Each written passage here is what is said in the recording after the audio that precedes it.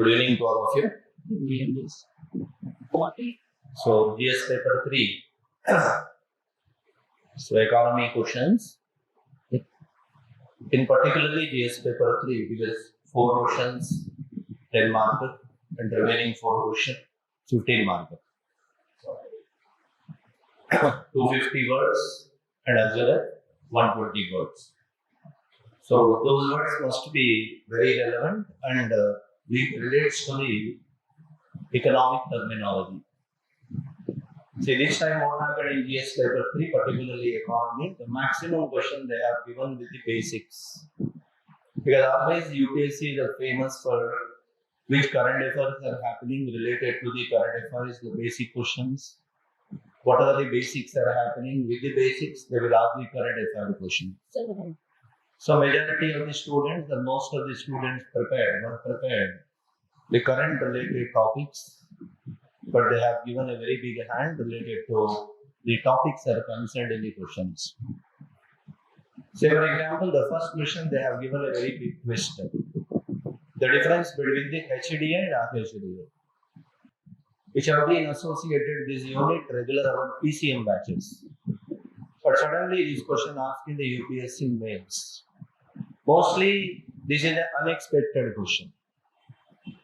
Second thing, we expected how the trade war impacted Indian economy, but the question asked in different way. So that's the reason that there is no specific current affair related things only. We have to be focused on the GS paper 3.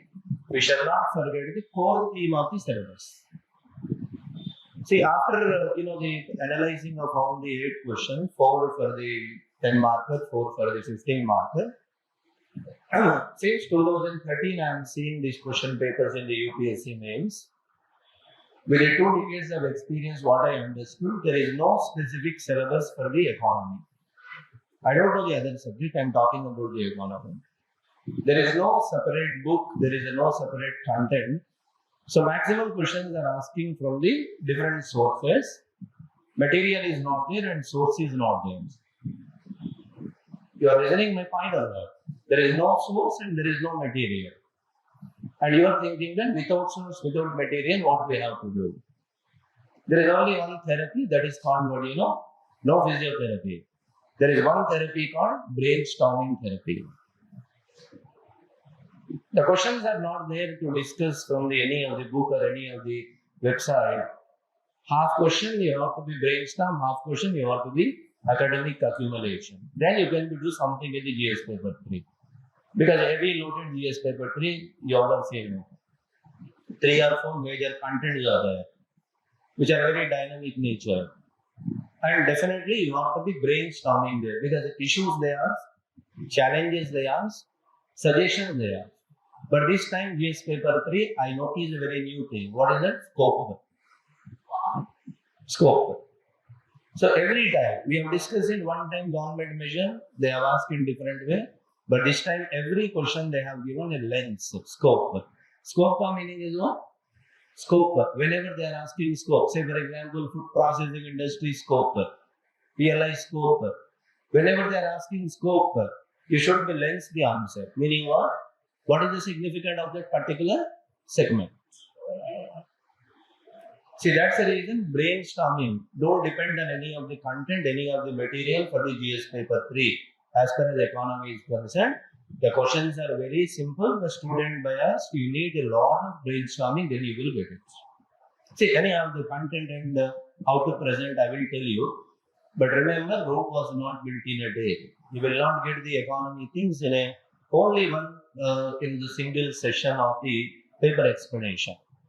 Whatever you are, how much subject you have, until unless you are not having the brainstorming or spontaneous answer writing in the exam, is a meaningless. Because questions are like clear. See, I was seeing one video from the senior aspirant after the mains exam. He was saying like that. I know the HDI, but I don't know the IHD. Okay. First time in the exam hall, he educated the word IHD. Just you can answer my question.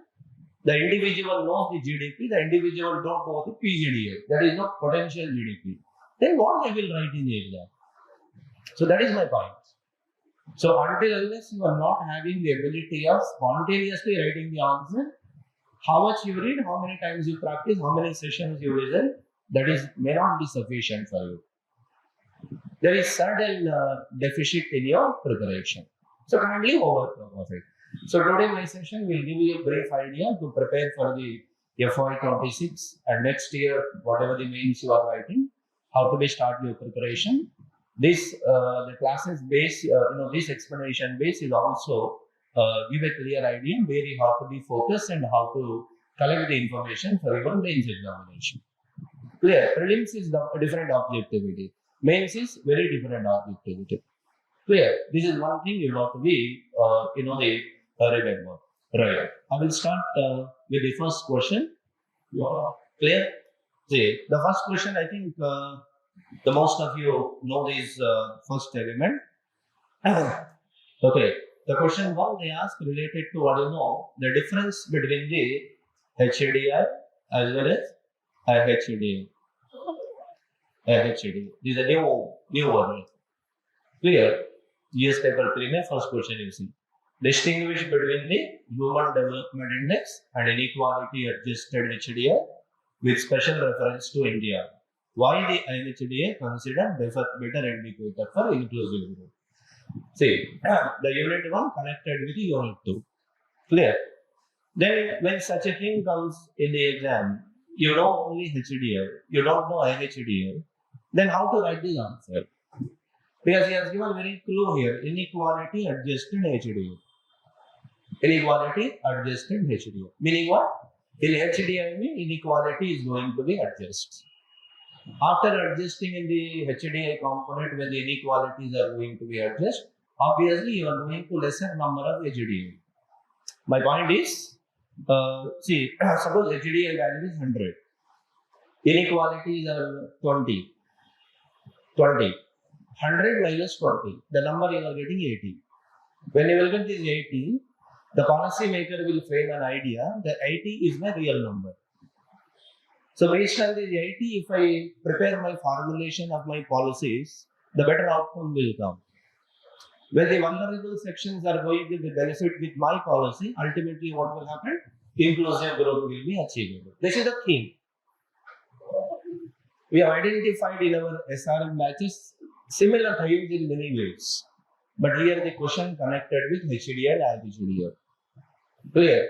If you are not going to properly define these, second side you are written the answer very well. I think you are not going to be score as well. Because here two things are there. First, you have to be differentiate between the HDI and IHDI. Second one, why IHDI is considered better indicator. Then you should know that why not HDI is a better indicator. Are you getting my point on that? First, you define yourself. I said the source is brainstorming. The source is brainstorming. But students are expecting ready-made answers. You can't present ready-made answers in the exam until unless you are not making the length of the answer.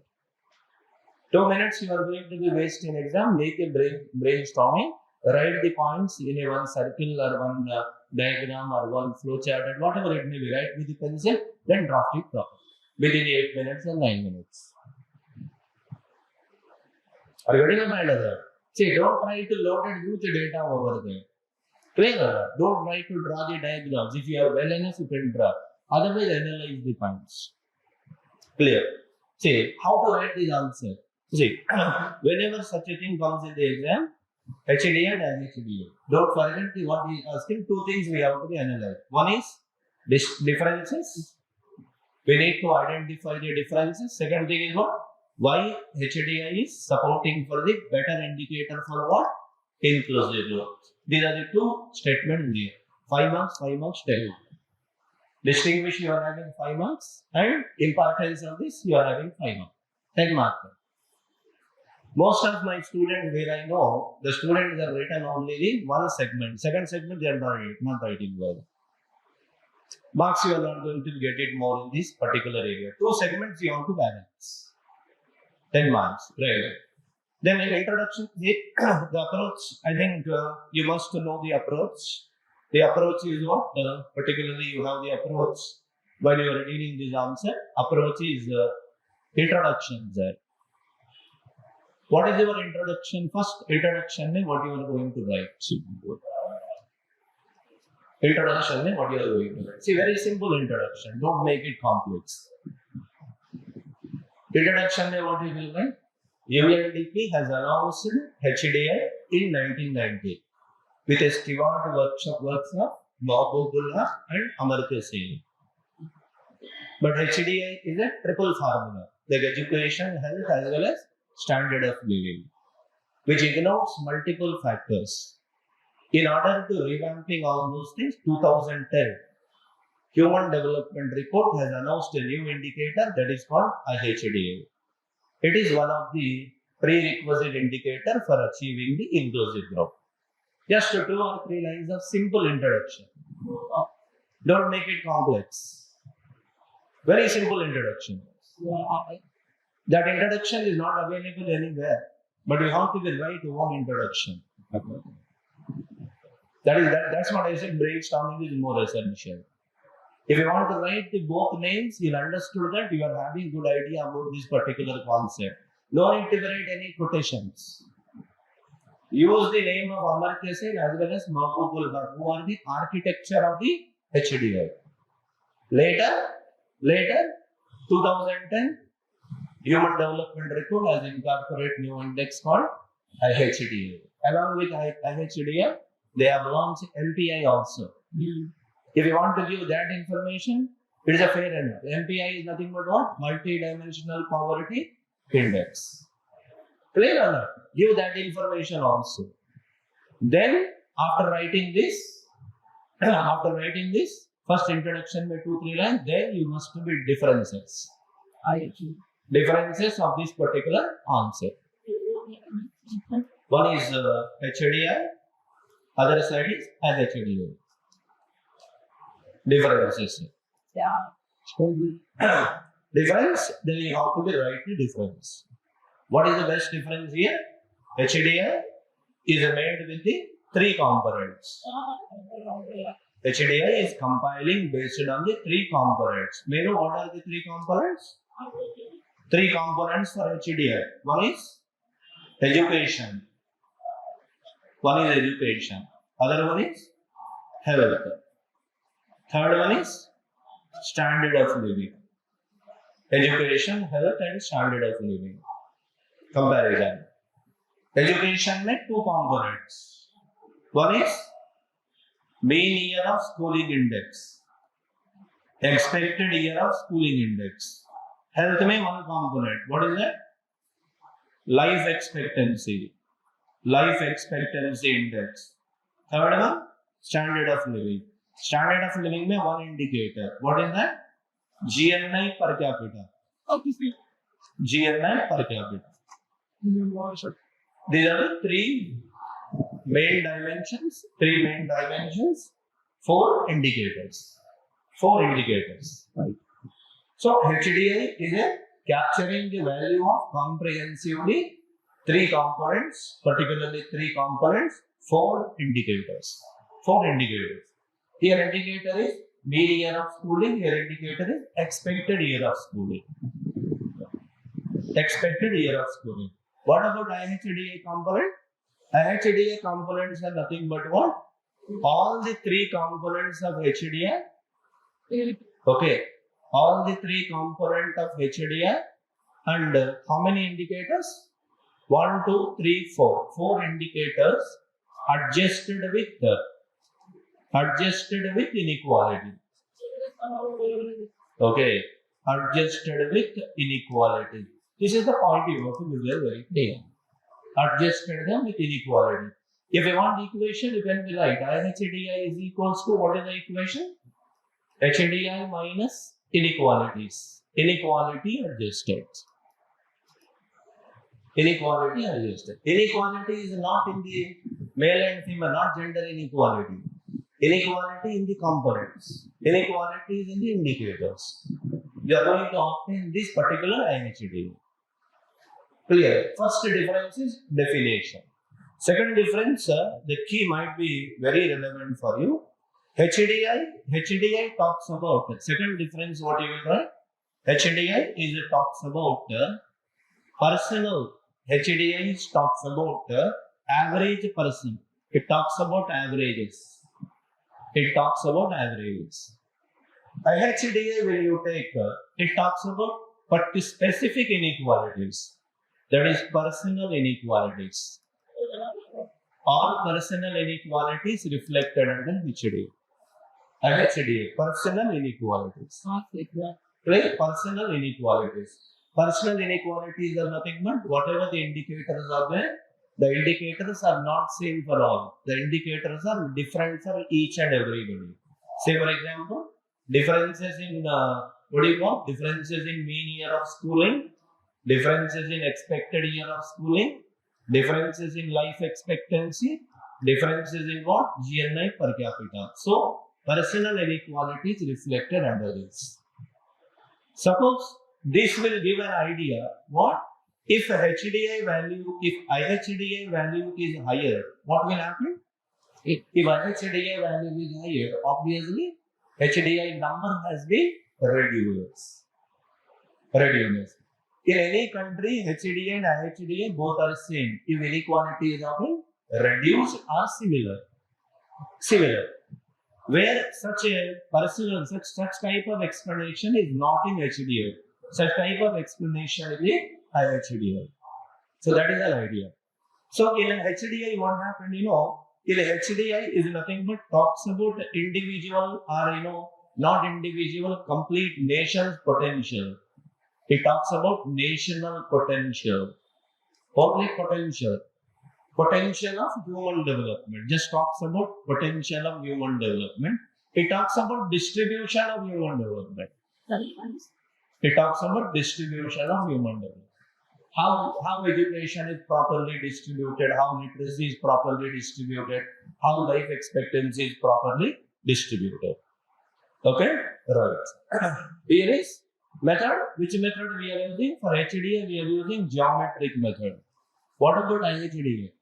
For IHDA calculation, we are using a new method called, the famous economist who developed this. The method is Atkinson method. Atkinson economics. Atkinson method. See. So the differences we will be present in the introduction part. 3 or 4 differences. It is a comprehensive explanation of all the components. It is an individually explain all the components. It gives only idea of human development. It gives the idea of a proper distribution of all resources among the people. Because Amartya Sen quotation is there. Poverty arises not lack of options, not lack of resources. Poverty arises due to lack of options. When the wealth is properly concentrated among the few people, poverty arises. That is the reason the idea of IHDA knowledge. So this value we must be read. If you know the data, you can be present over there. What is the rank of HDI? If you know, you can be right over there. So rank of HDI is around 130. Of course, we are not having the idea of IHDA rank, but you can write the how much value India is lost due to IHDA. Any rough idea? How much India lost the value of HDI due to inequalities of 4 indicators? Any idea? Roughly 30% of inequalities, 30% HDI value we have lost. For instance, say for example, HDI value is 0.644. HDI value. So 0.200 we have lost. Then the value of HDI is 400. The value of HDI is going down. What is the theory of HDI? If the HDI value is high, you are going to become as a high HDI nation. If your value of HDI is lesser, you are becoming as a middle HDI country. If its value is least, how much least you are, then you are treating as a worst. Your value has to be increased. Of course, flaunt in the HDI value. When you adjust inequalities, our HDI value is deliberately declined. So these data you write for the comparison or differences or techniques, whatever you may call. These you can write. Now, In the second way, what you will write, how IHDI. How IHDI is a better indicator for inclusive growth. Come on. Tell me, at least 4 or 5 points you need to be present here. How IHDI is a better indicator for inclusive growth. You can find out any of the book, any of your coaching material. You may not get it unless you are not having the spontaneity. Spontaneity, generally we practice in the schools. They will give one extempore. If you have that skill properly, you can rotate your answer well to the expected level of the examiner. Tell me now how it is better, sir. How it is better? Certain points I will tell you here, just you can observe. IHDI is a better indicator for inclusive growth because inequalities-based policy is prepared. Yes or no? So whenever inequality-based policy formulation done by Niti Aayog, okay, inequality-based policy formulation made by Niti Aayog, government interventions will be increased. Benefits goes to the vulnerable communities.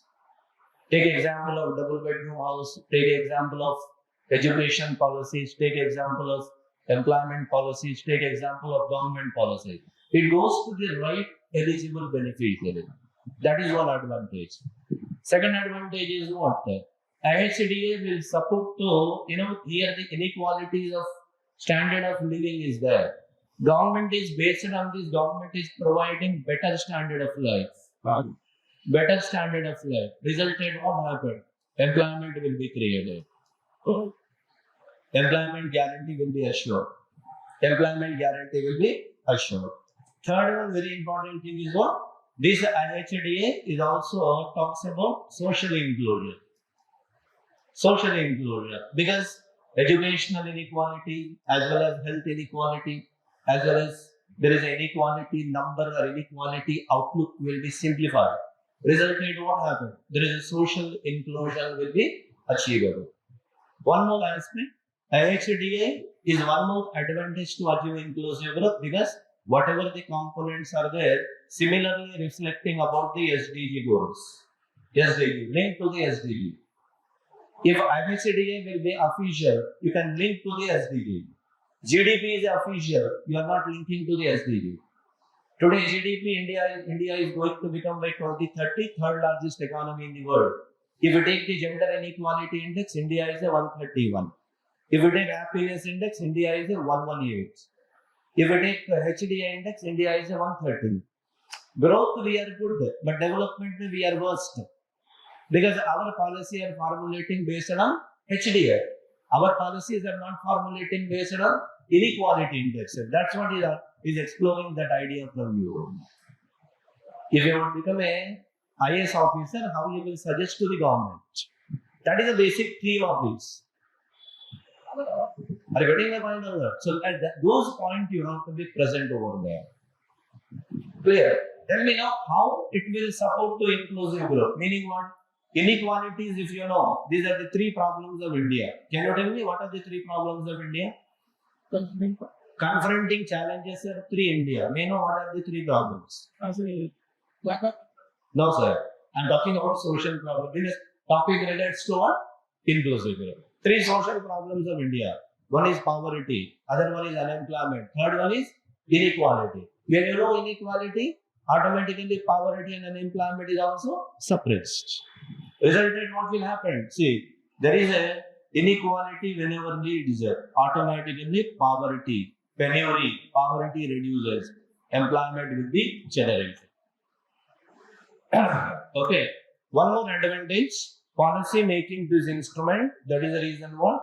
Better education, there is a social infrastructure, betterly you create. Social and economic infrastructure development. Infrastructure development. You can grab this point also. See, I would like to suggest through this opportunity of explaining this paper, the answer key for this mains exam which R.C.Reddy has created. Just I would like to suggest you that don't fear and don't feel yourself is I have not done well for the exam. Go in the center and sit in the exam center and feel that whatever point I am writing, the point must be connected to the poverty eradication, inequality eradication, employment generation, then the best answer. Don't feel that the topper has written like this. I saw these question papers. The people has written like this. I saw in website. Things have been done well because those people are using artificial intelligence. They are using artificial intelligence, which you are seeing the answer sheet. But you are not AI mind. You are human mind. What you can do in the exam, you can do it. Write the answer with a pro-friendly in the examination. This is my idea. Simple points you can write. Clear on that? Then you can be present here. See, when IHDA, how it promote for the inclusive growth. IHDA promote to inclusive growth because public spending will be increased. Government budget may, if it is a mainstay in the budget, our Honorable Finance Minister can be allocated more budget on the social development. Resulted what happened? Better financing. Better financing is possible and better knowledge also. Better knowledge economy. That is called very important. Our Honorable Prime Minister has recently said creative economy. The step towards creative economy. That's the reason GDP shall not be the main indicator for inclusive growth. IHDA should be the main indicator of inclusive growth. These points you have to write in the second set. Then conclusion में what you will write. Then definitely you should give introduction. 10 mark for a 2 set. 5 marks for the differences. 5 mark for the the analysis. Then what you will write in a conclusion. You can must write the conclusion. How to present a conclusion, sir? Conclusion you see these are the points. IHDA is a significant indicator for inclusive growth. So government must compile it, government must follow it and integrate to the policy making. Integral. It must become an integral part of our policies. Resulted what will happen? Resulted the better policies we can be framed. Resulted there is an inclusive growth can be achieved. By IHDA, it will also be a support for you. By 2047, India will become as a Vikasit Bharat. India will become as a Vikasit Bharat. That should be your conclusion. Way forward as a conclusion, like 2-3 points must be framed there. One is IHDA is a fine indicator for inclusive growth. Government must integrate with the policies. Effective implementation of the IHDA related policies, inclusive growth, goal number 1, goal number 2, goal number 3, goal number 4 of SDG will be achieved. Resulted Vikasit Bharat 2047 is possible. Just write 2-3 lines compulsory in the conclusion. That is more important. Of course, conclusion may not be marks oriented, but conclusion will give you that how you are presenting your answer. Clear, sir? Presentation is not required. This answer you may not be get any of the book. Maybe IHDA 2-3 lines are there, but interpretation is more important. I think if you follow this framework, 150 words, more exceed 150 words. No problem. If you are not good enough, at least you can write 149 words. Nothing happened. Don't gauge the word. What 49 words you write, that is more enough. Clear? If you have data, you can be present their data. See, this is the first presentation of it, right? What is the second question they have given there? Second question is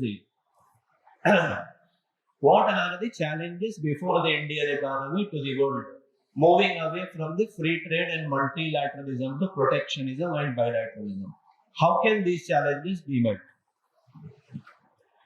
That's what, past 20 years, I prepared for 5 years, almost 25 years I am in UPSC field. I'm a big fan of UPSC. Why big fan of UPSC? Because UPSC gives question in very rational manner. No one expected it because we predicted the answer. Even I discussed in the SRM batch of R.C.Reddy, I said very clearly, this year, Pakka question on Donald Trump against to the BOP issue. Donald Trump, because Donald Trump uncle, what is doing, you all say no. Announced 50% tariffs and that has become adversities on the BOP. See, the question is not use a word of Donald Trump and American trade war. By considering the American scenario, since 2007-8 he observed and the question he framed. Today what is happening in the world? You can ask any level, they will say that tariff war is, the commencing. Russia declared a war against the Ukraine. No. UPSC observed a situation. Every nation from multilateralism to either it is unilateralism or bilateralism. Protectionism is prevailing in the world. What is the meaning of protectionism?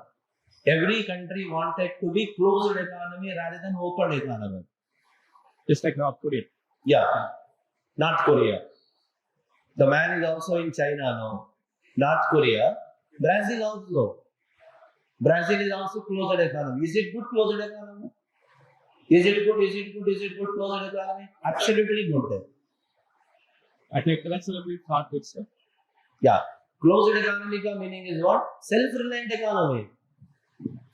Self-reliant economy. Don't say that closed economy is a closed economy is extraordinary if Atmanirbhar Bharat can work out by 2047. Our step is also towards closed economy. Because once a while what happened? Globalization become compulsory. Today globalization have become a globalization. Slow plus globalization. Today what's happening? Rather than this, deglobalization is emerging in the world. So every country wants to be protectionism themselves. In this context, the question of UPSC is, what are the challenges before Indian economy when the world is moving from the free trade to multilateralism to protectionism, bilateralism? How can these challenges meet? Is asking what are the challenges of deglobalization, protectionism. How to overcome this? I think this answer maximum student has written. Whom I know, and the student who has given the attempt for this year means who are going to become as the future collectors of India, and they have written this answer very happily because the question is very similar to what we practiced. See, but what they have written, they only knew. Nobody knows. How you will write this answer? What is your introduction? Suppose I am saying that don't write since 2024 or 25 August 27th onwards when Donald Trump has announced the 25% additional. Don't consider Donald Trump uncle only. Before uncle, lot of things happened. Lot of things happened about the deglobalization. Then how to write this story? See, just you can see the introduction, how to present. I have written one introduction to explain you. Because after the breakdown of Washington Consensus, you have to come from there. Bretton Woods Conference of 1948. 1944. Yeah, 1944, then 1948 GATT. You have to come from there. 1944, when the Bretton Woods Conference was held. Later, 1948, when the GATT was set up. Since 1995, with the WTO, India became a counterpart of WTO. India became a member of a WTO. Globalization was in fast pace.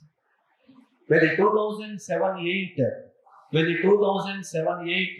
deceleration of the American economy suddenly with the subprime crisis,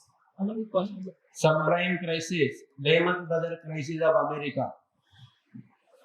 Lehman Brothers crisis of America. Everyone want to be protect themselves. Protectionism began. Later, 2000 after this 2007-8, don't forget this year to be mentioned there. Meanwhile, before COVID-19, what happened? The deglobalization need demanded when the America declared a war against the China. That is trade war. Later, COVID-19 emerged. After COVID-19, when the American election, trade war began and tariff war is began now. In this process, every country want to be protect themselves by levying the custom duty, levy the import duties, levy the special additional duties to protect from the anti-dumping. Now protectionism has begun. The main theme of the protectionism is what? Multilateralism too. We have to become as either bilateralism or unilateralism. Rather than doing trade with multiple countries which are not favored, better doing trade with the few countries which are favored to our good. Because rule number 1 of the WTO, you all of you know, most favored nation, where India cancelled the status to the Pakistan after the Pulwama incidents. So these few historical touch you can give in the introductory part in a chronological order. That presence will give you that what knowledge you have in the particular concept. Then don't forget to mention about the Donald Trump strategy against the world, imposing 50% tax. I think at the time of your writing your answer, not 50%, it was around 25%. So anyhow, the America has levied the taxes against the Indian imports 50%, and compared to the China and Vietnam and other countries, they're lesser. But for India, the high penalty because of reasons you all of you know. Least coverage of the Indian context in this scenario. Then directly you want to be mentioned there. What are the challenges of India? In this regard, what are the challenges arises to India for this closed economy? What kind of challenges India is going to face? At least 4 or 5 challenges we have to be speak over there. Because I selected certain challenge. One is what? First challenge, the size of market will what happen? The size of market measure. The size of market reduces. That is the point 1. Shrunk the size of market. Voluminous of the trade has become as a truncate manner. The size of the market has been reduced. That is one aspect. Due to the multilateralism to bilateralism or unilateralism. So trade size has been reduced. This is one aspect. Second, adversities on macroeconomic indicator. Macroeconomic indicator. I don't know how many students have written this particular word. The marks in the GS paper 3 depends on the terminology which you have present. Rather than writing English terminology, rather than using the phrases, you use the economic vocabulary, terminology. Like you must mention about macroeconomic indicators. What are the macroeconomic, in resilience? Say for example, automatically it may lead to the huge inflation in the country, as well as adverse impact on current account deficit, adverse impact on the fiscal deficit, and there is a twin deficit, current account deficit and fiscal deficit. And also you should be present there in the macroeconomy. There is a falling of Indian rupee.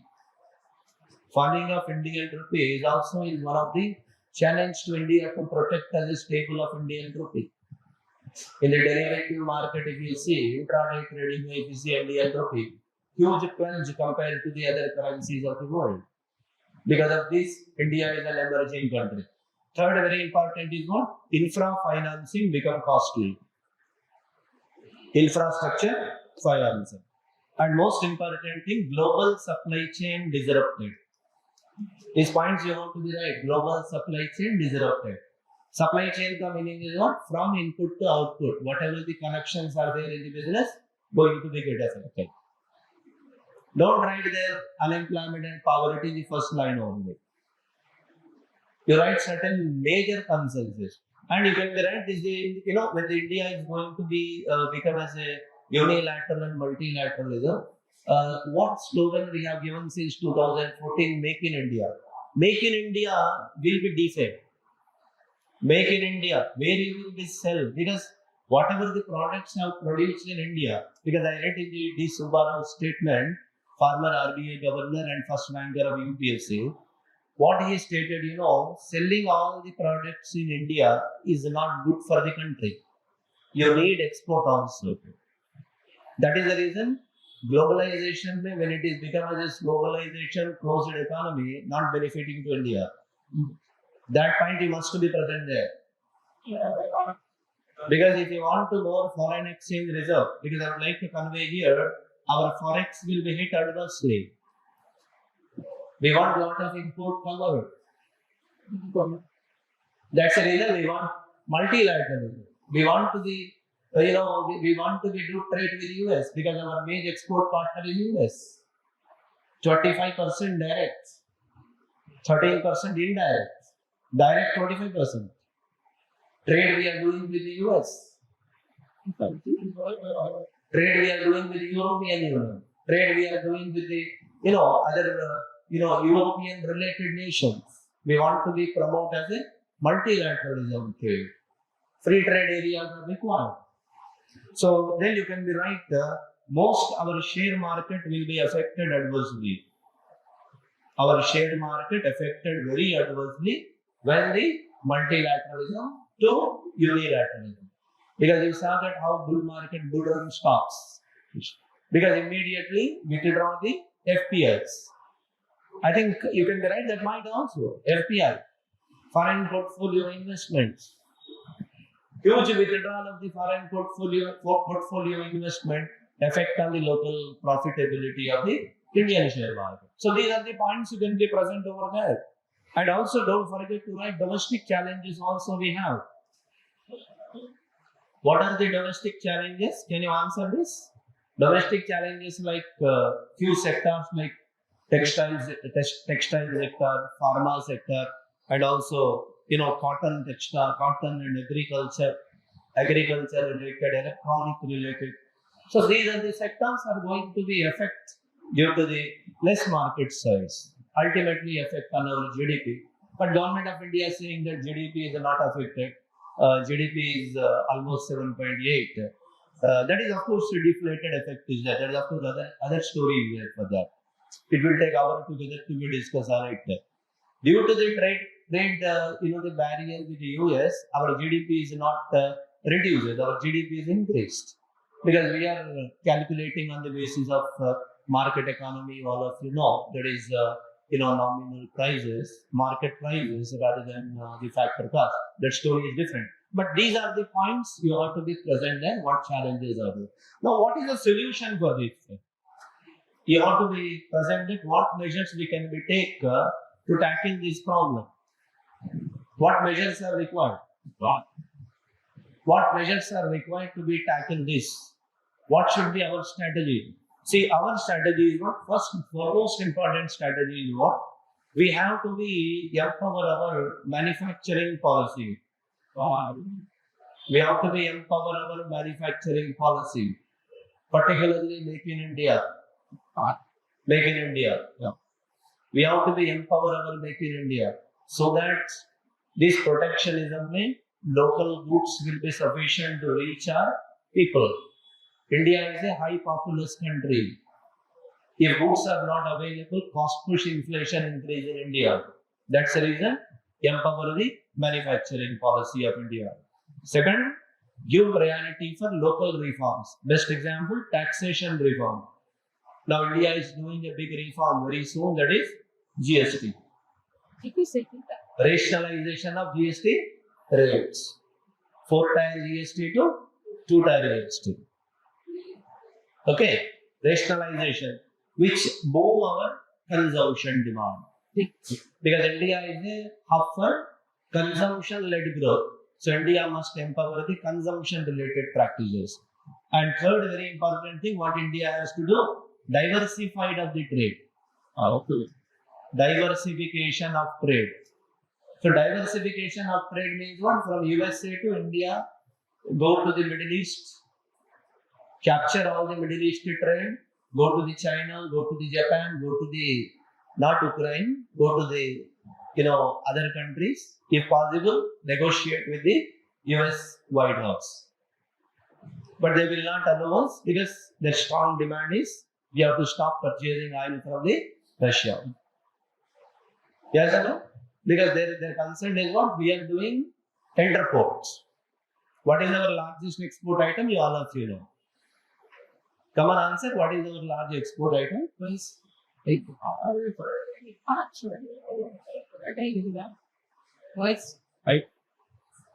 it true? Is it true? No, our largest export item is petrol. Don't astonish. The reality is there. We are purchasing 1 rupee liter petrol from Russia, for instance. 1 rupee liter from Russia. Packing in different covers. Label is Make in India. And selling to America. That is the angry of Donald Trump uncle. Uncle, it is not fair. You are targeting to our India. Because main concern of the America is we are doing interports. Interport is a big problem. What is the meaning of interport? Interport is what? purchasing from one market with less prices, and this is called arbitrage in our economy, which we are discussing in our preliminary health classes. Arbitrage. Major American concern is we are doing arbitrage. Purchasing from one market with lesser prices, selling in other market with high prices. Donald Trump wants not to this type of windfall profit you are getting. You should stop purchasing there. You purchase petrol. I will dictate where you have to purchase. That is it. So we are not benefiting to the, our oil companies, but Modi said we are benefiting to our people. Cheap petrol is there. So that is a major concern. So that's the reason. And don't forget to give every answer. Energy security is required. We want to be developer of energy security. One source like electric vehicle, solar power.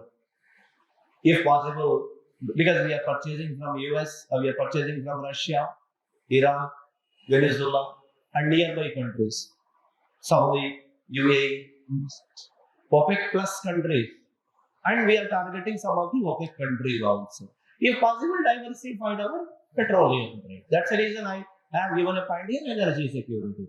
That point is definitely you have to write. Then very important thing is what? One point I read from the chief economic advisor, the point is India must focus on deep tech startups, where Andhra Pradesh government wanted to declare as Amaravati as a deep tech capital. Deep tech startup is nothing but technical related startups. Because our world is AI world. They want to encourage, because AI is a job, ample of employment opportunity it creates. So India never forget to empower the deep tech. Clear? These deep tech startups India need to be empowered. That is the point. Deep tech startups India must be encouraged. Then what happened? These measures, if you can write, your answer will be properly evaluated. Then you can write what GS-3 you have written, and strengthening domestic competition, and if possible, what? Consultation with the WTO. Go to the WTO chief and request her, take proper strategy to protect the India's interest in the international arena. Nagozi Wabanzo Ayveda. Just India must go and proper negotiation with the WTO. What are your protections? Our India must be give the local subsidy. That is called interest subvention scheme. Local subsidy. War-food basis, we need to protect the textile and cotton garments, pharma. Simple was 100 rupees manufacturing product you are selling in US, it will become 150. From China, the product is coming. China manufacturing cost is 50, and 30% and 25% tax. There is 75 only. 75 China product, India product is 150. The citizen of US or NRIs of US not purchase this paracetamol tablet. They will purchase paracetamol tablet of China. Sales automatically reduce. India must be focused on it. Okay, these suggestions you will write. For this, not required to any long coaching, not required. If your prelims come means is perfect. So what we are doing in R.C.Reddy is particular economy I will be take for a long period of time. Every subject will be taken a long period of time, and giving the idea to the student to write the prelims come mains in the classroom itself. Because all of a sudden after prelims exam you are going to write the mains. My observation is time may not sufficient for you all. You and me not having one thing, that is planning. Without planning, we are reading in economy 5-year plans. You all have to learn. Planning is more important, sir. Make planning at the time of taking coaching only. Prelims comments. Clear or not? Don't see artificial intelligence material. Don't see that contents. Without knowing the multiple terminology in the subject, you are reading the content. My point is how you will be clear this. You want strong foundation course. Basic course you want. So a lot of changes we are doing in our institute also by promoting the students and empowering the student towards writing the question answers analysis in the way. This IHD and HDA questions, these are all the questions I discussed in the PCM batches. Sudden questions are given. Last year is also potential GDP question was there, before year. I discussed in class. So terminology is very important. I am requesting you all. Don't write the general terminology. Conclusion में protectionism will not suit for India. India need to be, the conclusion में must be add. India must nexus the trade with multiple countries. Protectionism, India must be take challenge through the domestic reform. And then only what happened, India aspiring $3 trillion, third largest economy in the world by 2030 can be possible. And India must be allow the foreign direct investment. So these points you can be right in the measures.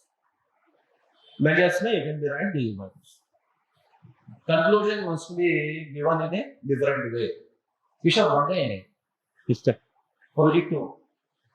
Okay. Right. So this is the second aspect of it. Okay. Right. Now see. Will you able to present all of these points? So like this, you can be take the ones and develop it. For this, if you regular content understanding of the economy, basic content, if you are a newspaper reader, you are following the cabinet outcomes through the PIB, or you are listening the speeches of Ashwini Vaishnav, Prime Minister Ji, then I think it is not creating you much problem. Any question, you can finish it within 7 or 8 minutes. Clear? Don't be in the bubble of UPSC. Think out of the box. Out of the box. That is very essential. Okay? Right, sir. So now you see, third question is very simple. Sir. This is I observed 2-3 questions. Scope and significance of supply chain management. See now, before that one more is there.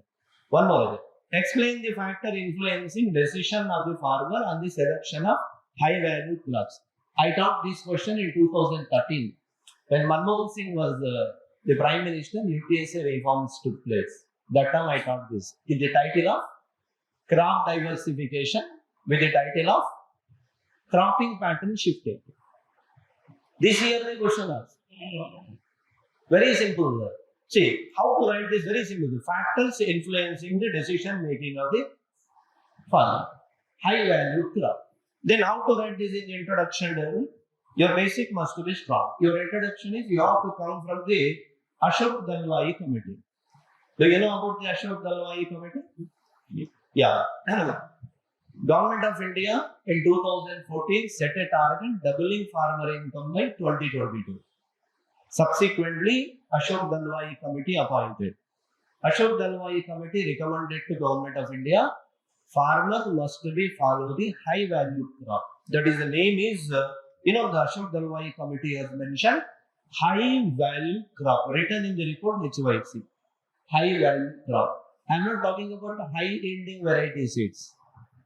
MS Swaminathan ji concept is different. Here is high value crop. What is the meaning of high value crop? Rather than opportunity cost we have to use. Rather than using cereals,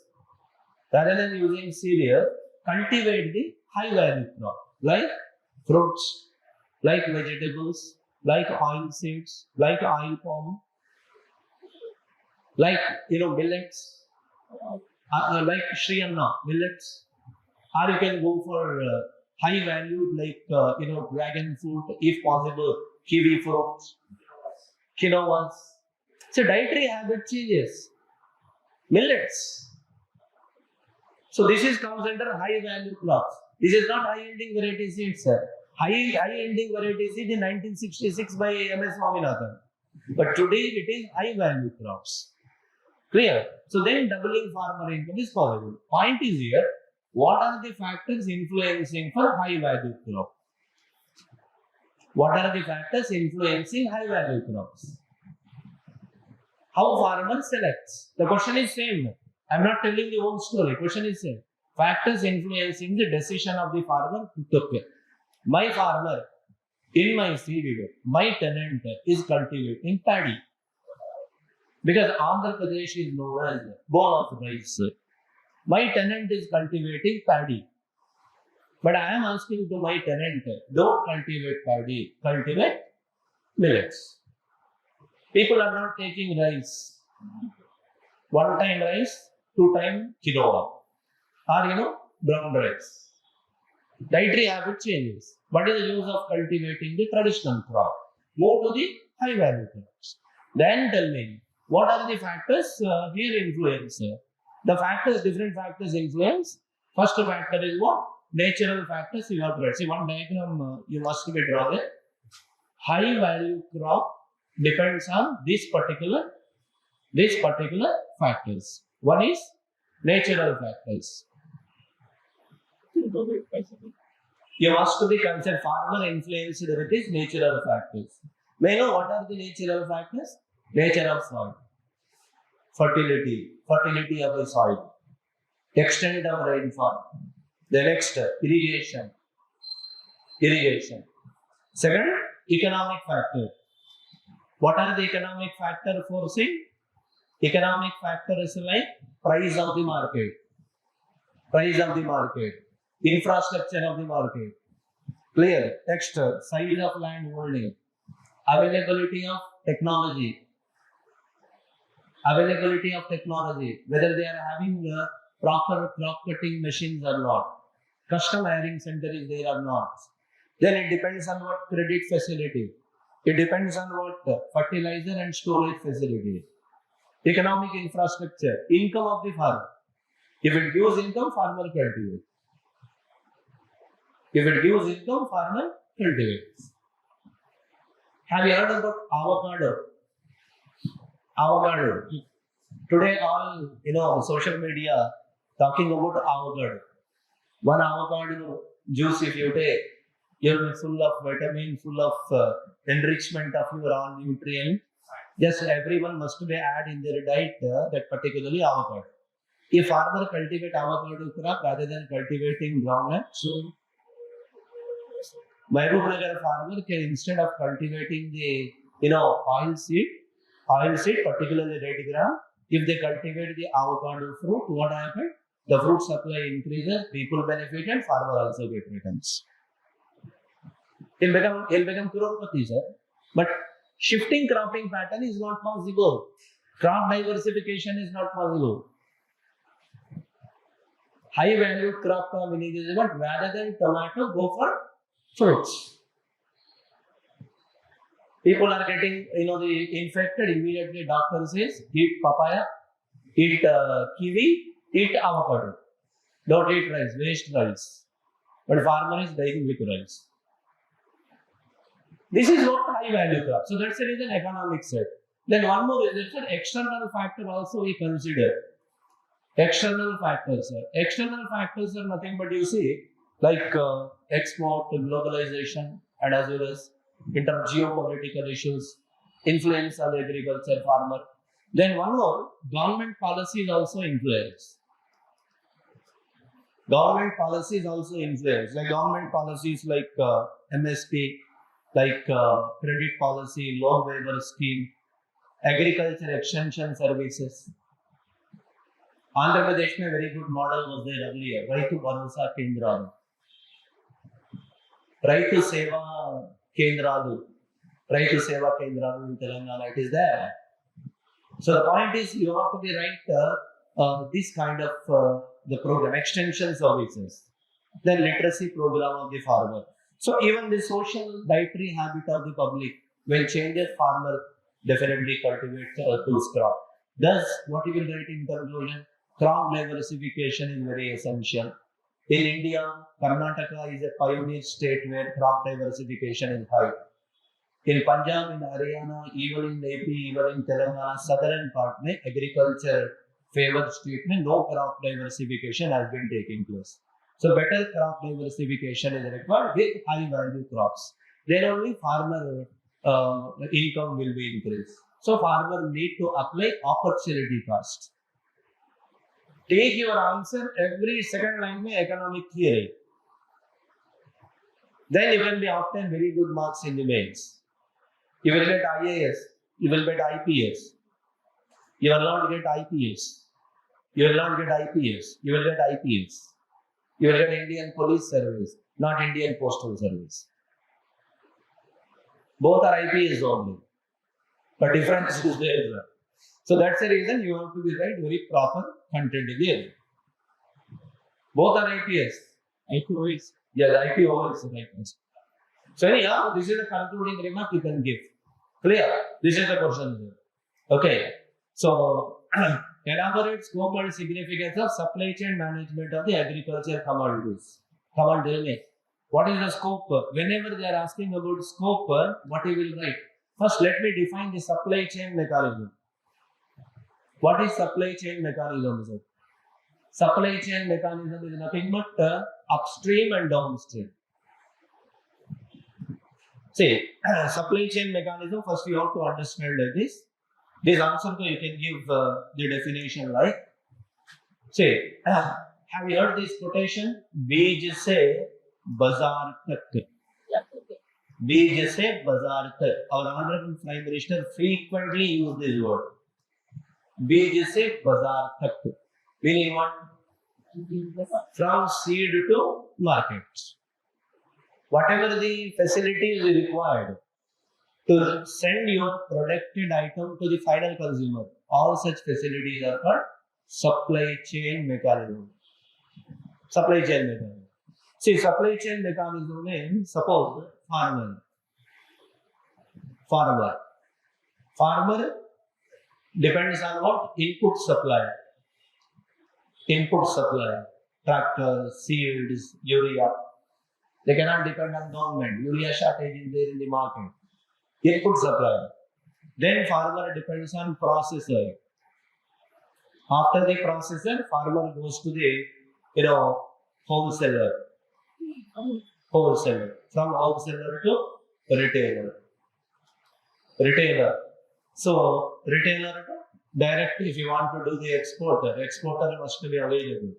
So then farmer, whatever the facilities that he required for production of the particular product to sell in the market, all such the production units or production inputs are called supply chain mechanism. But supply chain mechanism is very much required. Why required supply chain mechanism? That's the reason he is asking the particular question.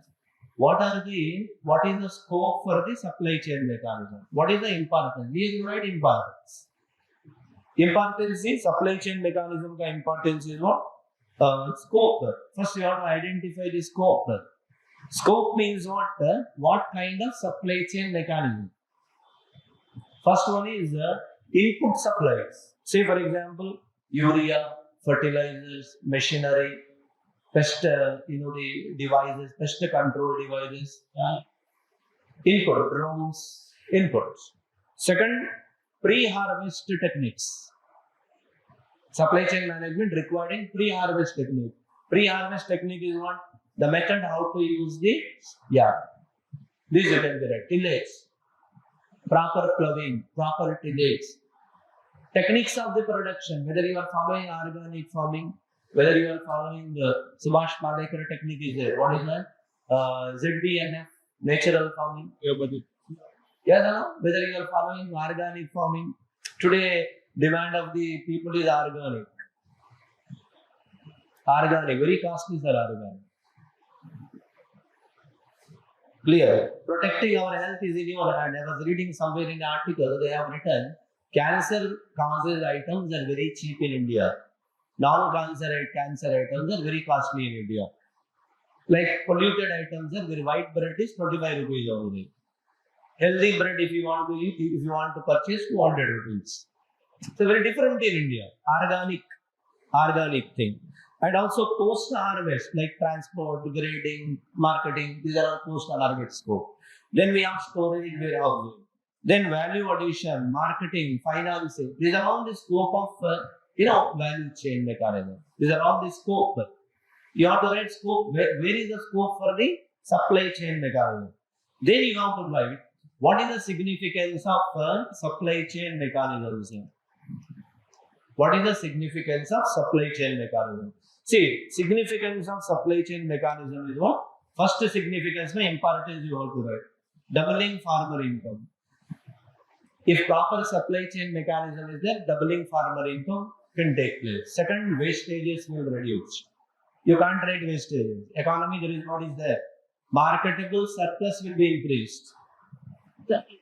After your personal consumption, how much quantity you are selling in market, that marketable surplus will be double if you have proper supply chain mechanism. Third, very important, food security is possible, sir. Food security in India. Okay. Then very important is what? Export will be empowered. Export will be empowered. Export. Then employment generation. With the value chain system, employment also created. Then with the value chain, mobilization of the investments. Lot of private people is ready to invest. Like Mahindra Group invested.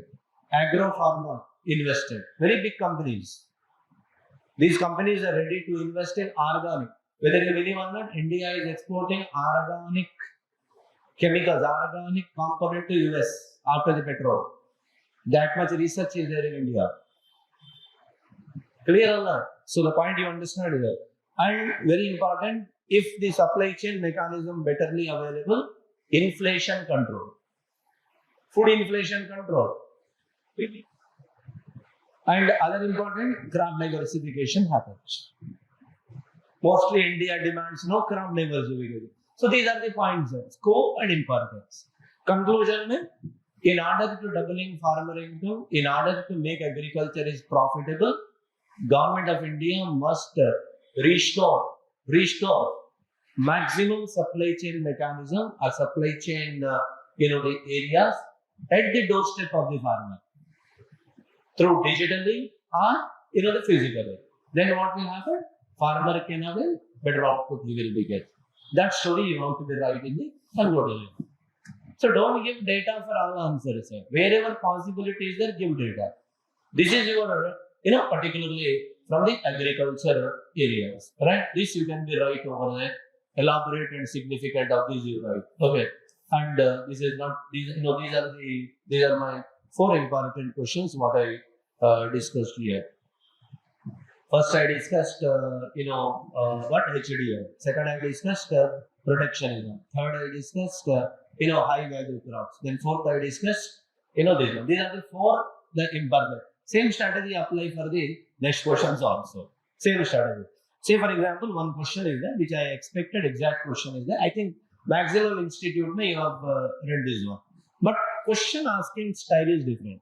So I suggested to all my student is what, if possible, read the Hindi terminology. Hindi is a Devanagari. You don't fight like Power Star versus Stalin. But you do one thing, Hindi way you can read one time question. Say for example, one question is how much difficult for English and this I will tell you. See the question is, discuss the rationale of the production linked incentive scheme. What are its achievements? In what way the functioning and outcome of the scheme be improved? Rationale means what we have to do. Rationale is nothing but discuss. Discuss already given, sir. This is confusing term added to you to make you confused. See, Hindi में very clear. उत्पादन संबंध प्रोत्साहन PLI योजना के तारकधार की विवेचना कीजिए. Meaning what? Just you can make analysis of the production linked incentive scheme. Meaning convey very clearly in Hindi. Meaning is not conveying very clearly in English. Because discuss is the rationale is there. What they have to write? Clear? See, the next point is what's here. 3 questions are there. Rationale he asked, achievement he asked, and functions he asked. How to improve the function. I mean, PLI, I think very popular scheme it is. Government of India launched PLI in the year 2020. Introduction you have to write like this. Government of India launched PLI in 2020 with the aim to making India as a manufacturing hub. Amid of COVID-19, PLI scheme was announced, where India 1.97 lakh crores earmarked on 14 sectors. 14 sectors. 1.97 lakh crores India is ready to earmark on 14 sectors of India. Clear. The 14 sector need not be present. It is not possible to be right. Don't do such type of errors in the exam.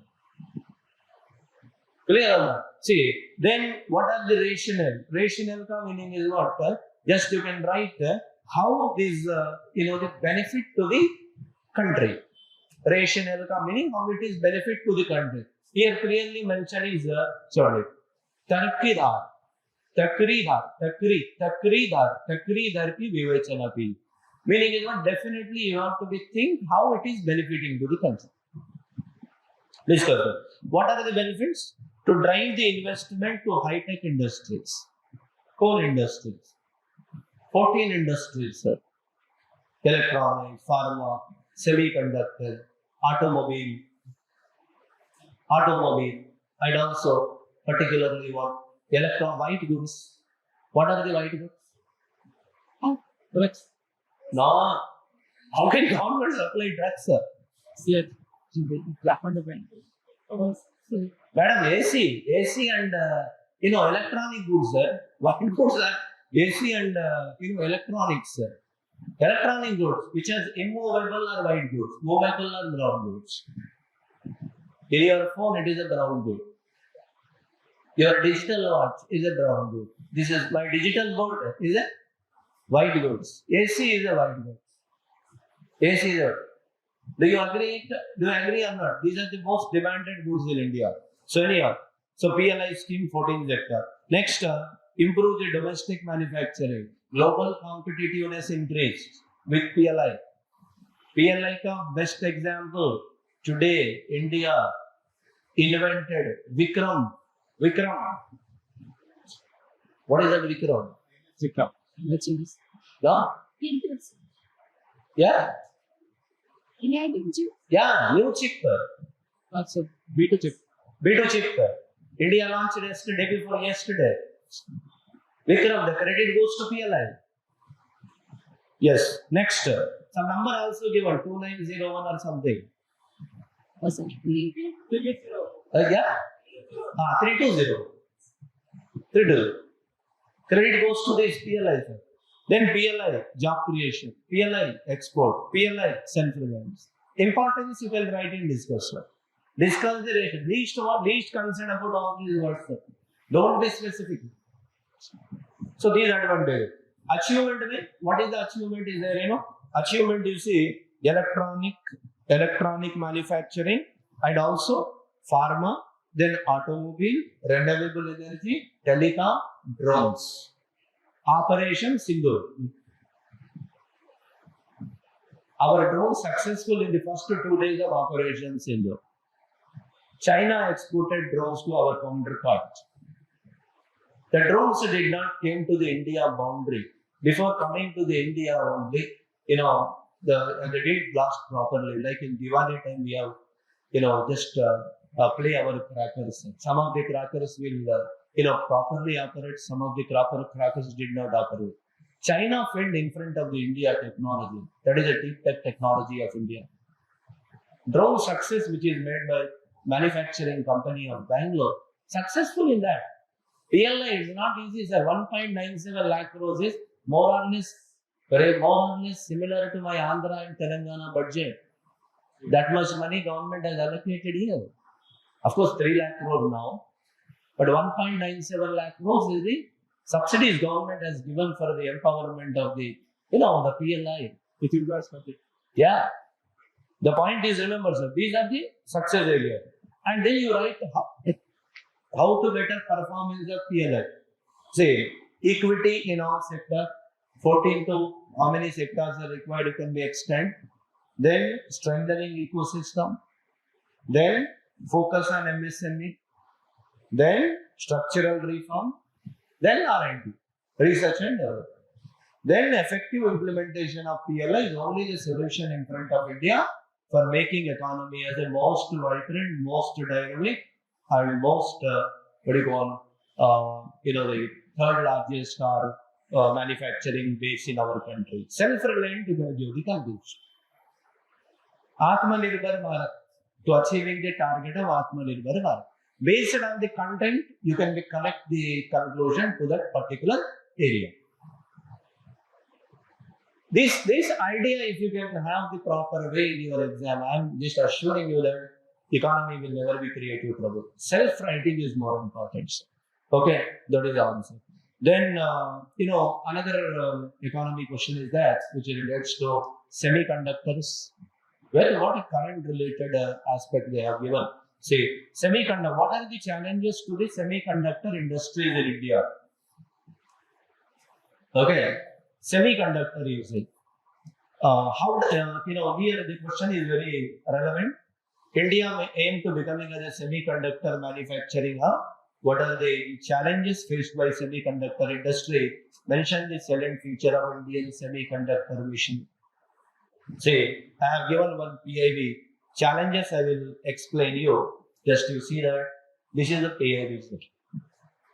Honorable Prime Minister has announced it and see, Semicon 2025 building the nation semiconductor powerhouse.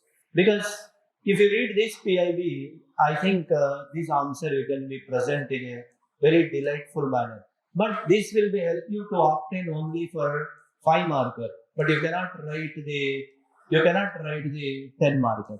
Meaning what? You need to interpretation of this. First, my interpretation. What is that interpretation here? See, what are the challenges to the SCA? What are the challenges to the semiconductor industry this year? Tell me what are the challenges to make India as a semiconductor industries? See, challenges are many. The first very important challenge I would like to mention here. First challenge is high cost of establishment. Today, 10 plus parks. Gujarat they have given, UP they have given, Telangana they did not allocate the semiconductor, the park they have given to Amaravati. One issue is high cost of establishment. Second thing is governance issue. I see. Better? Yeah. Third very important thing, infrastructure issue. Fourth, establishing semiconductor park is very easy, but R&D. In India, IIT Bhubaneswar, given their R&D support to the Semicon India. R&D issue, participation from the big players. Tata is participating. Next, Tesla is requested to be participate. Now, manufacturing, investment is a big challenge. Then, supply chain is a challenge. Dependency on China imports, that is a big challenge. Then, limited role Semicon is playing. So, these are the challenges, friends. See, these are the parts here we have. Go through with that in your free time list. And see, Indian government laws. I discussed honestly in the SRM batch this question in R.C.Reddy SRM. Electronics and particularly semiconductor industry. I taught this class. See, inauguration of India's fund, this one. Mission of ISM. Mission of ISM. See, set up chip manufacturing plants, create packaging, supporting startups, training young engineers, bringing global companies. Objectives are there. These objectives, if you write, second answer you will get. Objective. So this is a very easy question for you all. Then one more very easy question I noticed, the last question I am going to be discussed with you. See, one question is repeatedly they are asking in the UPSC exam. I think good opportunity. I hope you clear your prelims exam. Prelims exam you clear, mains will become very easy. Will create wonders in the mains. If you clear with proper strategy in the prelims exam. Because the question, why they are asking regularly, no idea. But what a simple question it is. Regularly I am seeing in the UPSC mains exam. Why it is become favorite, we don't know. Explain the scope of the food processing industry in India. Elaborately measure taken by the government in the food processing industry. Is there any logic to write this answer? Tell me. Very simple, write this answer. Right. What is the scope? Scope meaning is what importance of food processing industry. What is food processing industry? Example of food processing industry. Hindustan Liver, Britannia, Parle, Patanjali, Bikaner wala, Nilofer, Heritage, RD. Heritage, Pista House, Yeah. Godavari,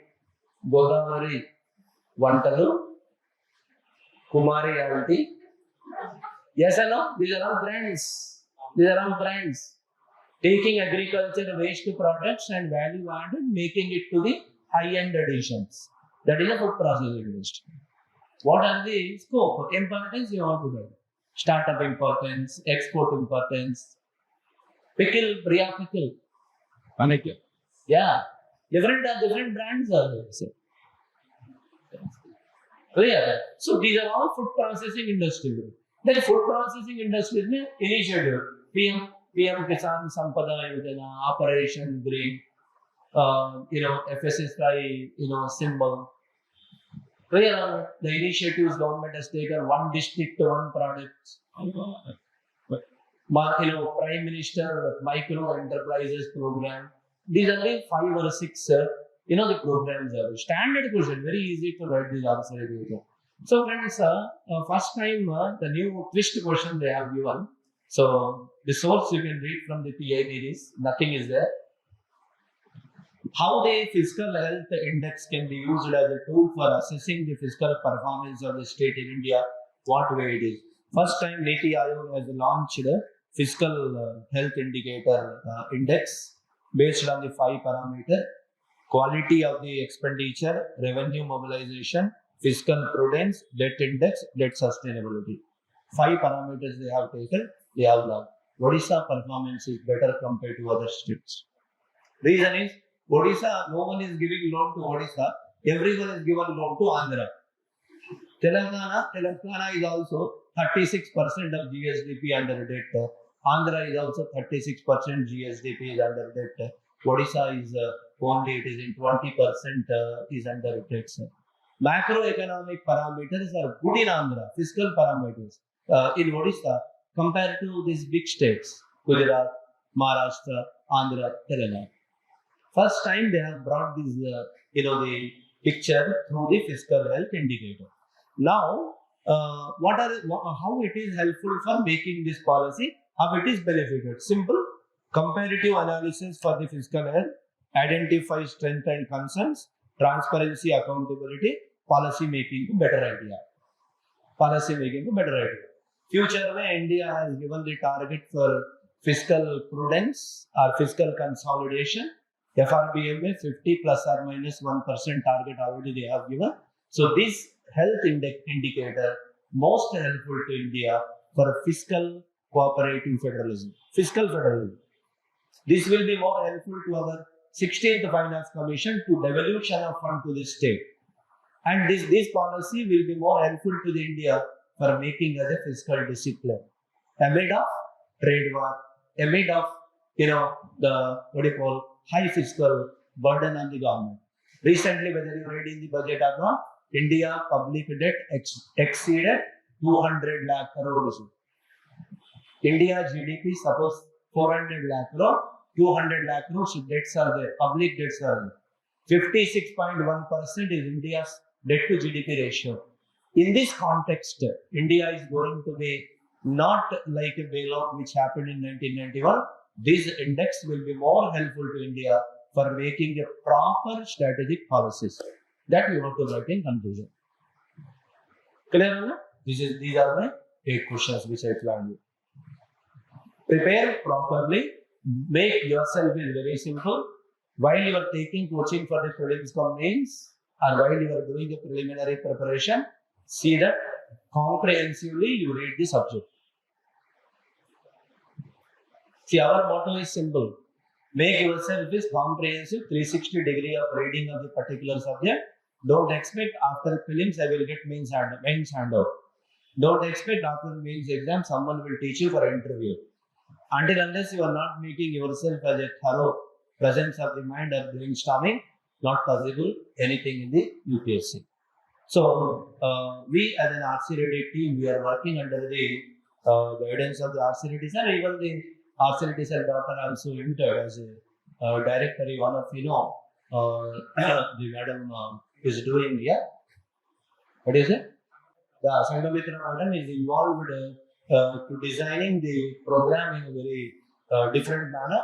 Even in the, we have started our batches through the SRM1, SRM2, or particularly long standing, we are giving support to the student in this case. Avail whatever the programs are there and benefit and make your preparation in a value addition way. Definitely it will be helpful to you for your coming exam. All the best for your coming examination. I think one more discussion is there. One more faculty judge also. Listen, his experience is also in this subject. Then you can leave. Well, thank you. See, this is the SNT section. And they got 3 questions from the SNT and the 3 questions from the environment. It's the same pattern that repeats every year. We start with the SNT actually. Can you just read the question? The fusion energy program in India has steadily evolved over the past few decades. This is the first part of the question. It is the fusion energy program of India has steadily evolved over the past few decades. See the second part, and they're asking for the India's contribution to the ITER or International Thermonuclear Experiment. And the third part they're asking is, what are the implications of global energy? What are the implications of if this program becomes success actually? So let's try to decode the question. The first part says, we start with the question is about nuclear fusion.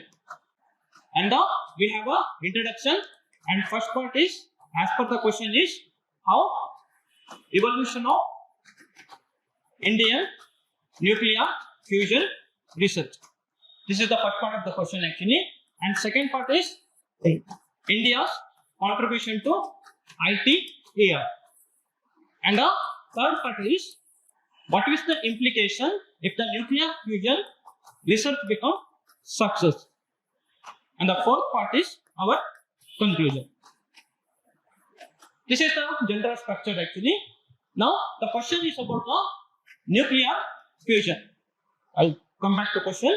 See the question. The fusion energy program in India has steadily evolved over the few decades, and India's contribution they are asking, and what will be the implication on global energy if this program becomes success. And how do you give the introduction for this one? Yeah, anybody? Yeah, I think if you participate, we can finish it off very quickly.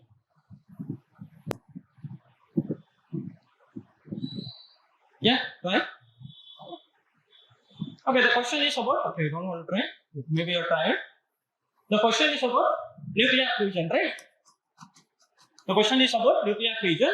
You can directly define the, in introduction, what is the meaning of nuclear fusion. What's the nuclear fusion? In a layman term, it is nothing but where a lighter atomic molecule, lighter atoms combine together to form a heavier atoms along with they give energy. This is the very simple definition of the nuclear fusion reaction where the lighter atoms combine together to give a higher atom. You can simply introduce your question like this. Now see the second dimension. The fusion energy program in India is steadily evolving over the period. Now how do you make justice for this dimension? And what do you write is, see, they are saying every time UPSC, they gives the statement before going to the whole part of the question. The statement given is, India's nuclear fusion program is evolving over the time or steadily evolving over the time. This is the background UPSC has given in this question actually. Now, how do you explain this? How do you explain or justify this statement? There are two ways. Any question, any background they will give, you have to justify through either facts or reason.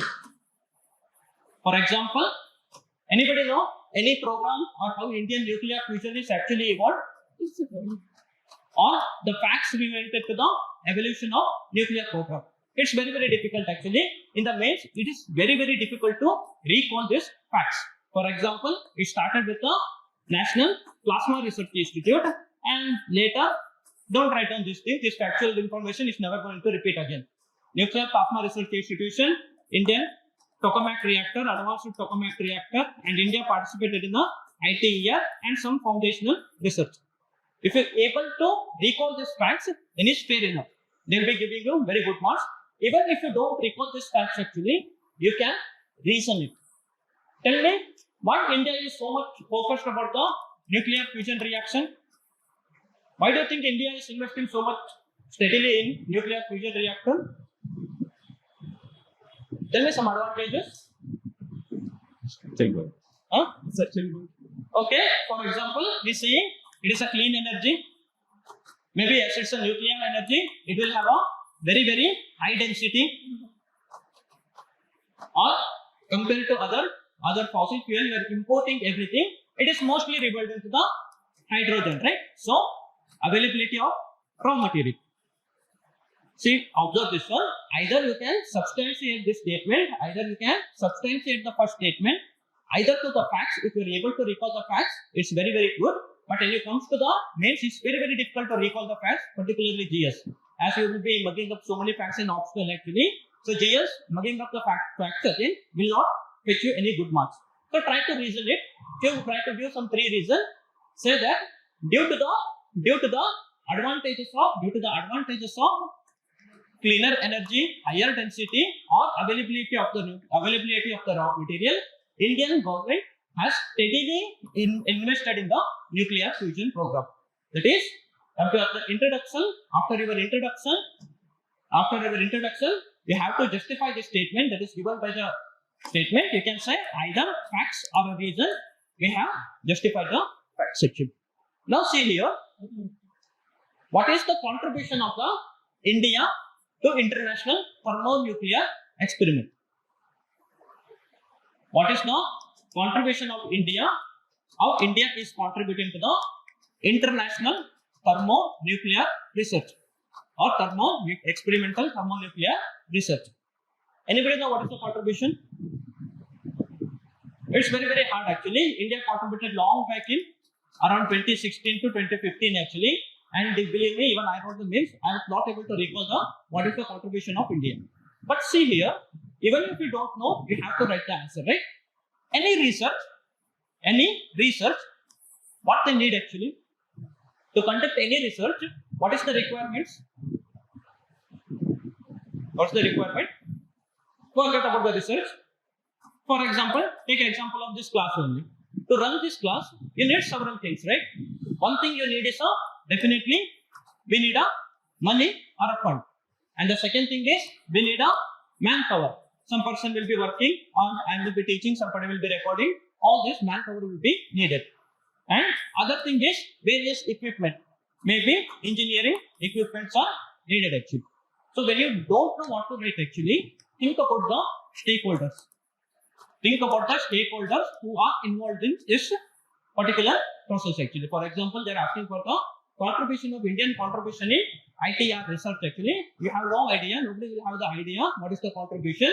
Even if you don't know, just try to recall who are the stakeholder involved actually and try to recreate your answer. For example, I am talking about the fund. Anybody know what is the contribution of India fund to the ITER? And believe me, even whoever was setting the question paper, even he don't know how much the India is funding to the ITER. Now I have to write it in an authentic manner. How I will know? Anybody know what is the Indian percentage of Indian GDP in R&D? 0.7%, right? That's correct. Now we know the stat. Now how I will write is, despite of restricted budget of 0.7% GDP in research, India has substantially contributing to the global energy research. What I will do, I don't know how much India is contributing, but I know some facts. Some facts you are expected to know actually. Whatever the expected fact you have to convert whatever you know actually to make it look like a very authentic answer. How I will do? Just I know India's contribution to the R&D is just a 7% of GDP. So what I will say, despite of restricted percentage of GDP contribution, even then I will be substantially contributed to the global energy research. Now you see here, manpower. India is supplying manpower to the ITER. Definitely, nobody will know how many research or scientists are working in the ITER from the India. But you have to write something here. Below the manpower, you have to write something. Can anybody recreate this manpower answer in an authentic way? You understood the question? Okay, no reaction. How? See, India is contributing so many numbers. Maybe 700 to 800 research are working in India. We have no idea how many of them. We don't know this one. This point of you don't know anything, you have to write something there. How you will be expressing your answer? Okay, I will tell. No time for that actually. See, we don't know how many of them are working, but definitely we know various research institution. IAS will be there. Definitely, Baba Atomic Research Institution will be there. Tata Research Institution will be there. Even if you don't know, many scientists, many researchers, or many PM fellows. PM fellow means PM fellowship program. All this program, you can say various scientists, researchers, and PM fellows from IISc, from the BARC or the Tata Research Institution are continuously working in the International Thermonuclear Experimental Reactor. You don't have to know the exact number. Whatever with your limited knowledge only, you are supposed to write the very authentic answer. See, definitely the question will not be from your knowledge base actually. Even if you don't know the knowledge, with your limited knowledge only, you are supposed to write the very authentic answer actually. The next dimension is contribution of India in terms of scientific equipments. How do you will express? See, I will give the answer also, not an issue. Scientific experiment will be, they will be supplying some cryosat, superconducting magnets, diagnostic system, cooling system. Definitely, you will not recall this in your mains examination, believe me, at that particular moment, that particular time, because of the time constraint and the pressure, and you will hardly recall anything. But you are supposed to write something. How do you will write this one?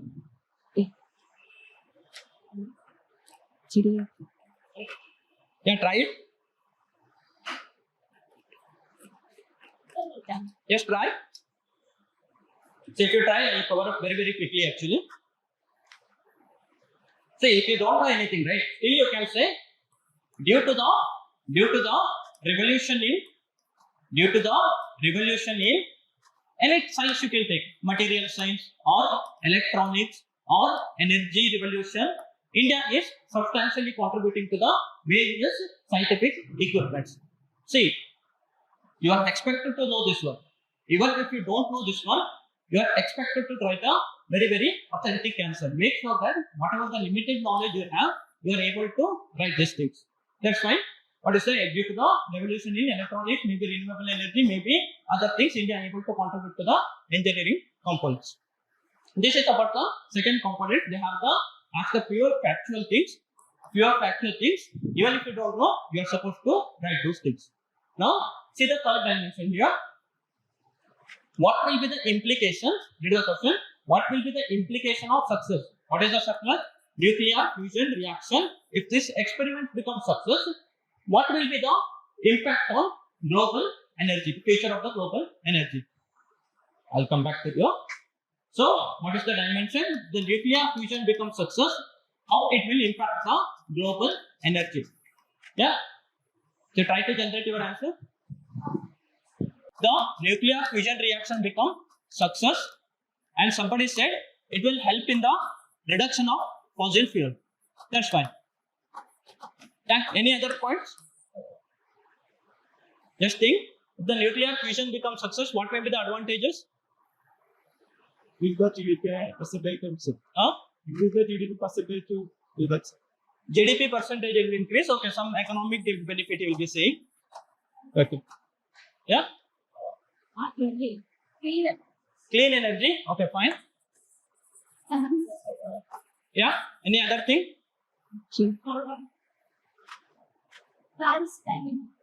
Okay. Basically, she is saying is climate change. See, You know the advantage, but what is the question asked? Nuclear fission success. What is the question asked? How it will impact the future of the global energy. I have to talk about this point related to the future of global energy. Let's say she is saying reduction of the fossil fuel. Reduction of the fossil fuel. I have to connect it with the future of the global energy. How I will express this one is very simple. It will help in decarbonization of. We have to bring this dimension global energy infrastructure. You can write global energy network or global energy infrastructure. But what I am trying to say is, whatever the points you generate, that is not enough actually. You have to learn whatever the points you generate, and it should be hitting the demand of the question. Demand of the question is not about the environment. Demand of the question is about the global energy demand. So make sure that whatever the points you generate, you will connect that point to the demand of the question. And the second thing is economics actually. And the third thing is clean energy. More or basically same. So I will change it as how you can write some few points, more points you have to write. Now we have more or depend upon the petrol or a diesel, which is concentrated in a particular areas, or Saudi Arabia, or this. Have you heard of this OPEC countries? These are the countries that actually control all this energy section. Now what will happen if the nuclear energy becomes success? Actually, there will be a universal energy security. Universal energy security at global level. All the countries will have a energy security because we don't have to depend upon the Saudi Arabia or Iraq or Iran, other Western countries, other Middle Eastern countries. We don't have to depend upon, and entire universe will have a global energy security. Now, can anybody try to decipher this one? What is the meaning of this one? Read this one. Raw material dependence. If the nuclear fusion becomes successful, the global energy transformation will take place from raw material dependence to the technology dependence. What is the meaning of this one? Rare earth materials. Rare earth materials. Rare earth materials, that's fine. What is the meaning of this one is, now India is not an energy secure nation. We need import various raw material. We import coal, we import maybe petrol, we import diesel, we import natural. As everything be raw material, we import. All the natural gas, natural raw material, import. It's not only about India actually. Entire global energy network is dependent upon the imported raw material.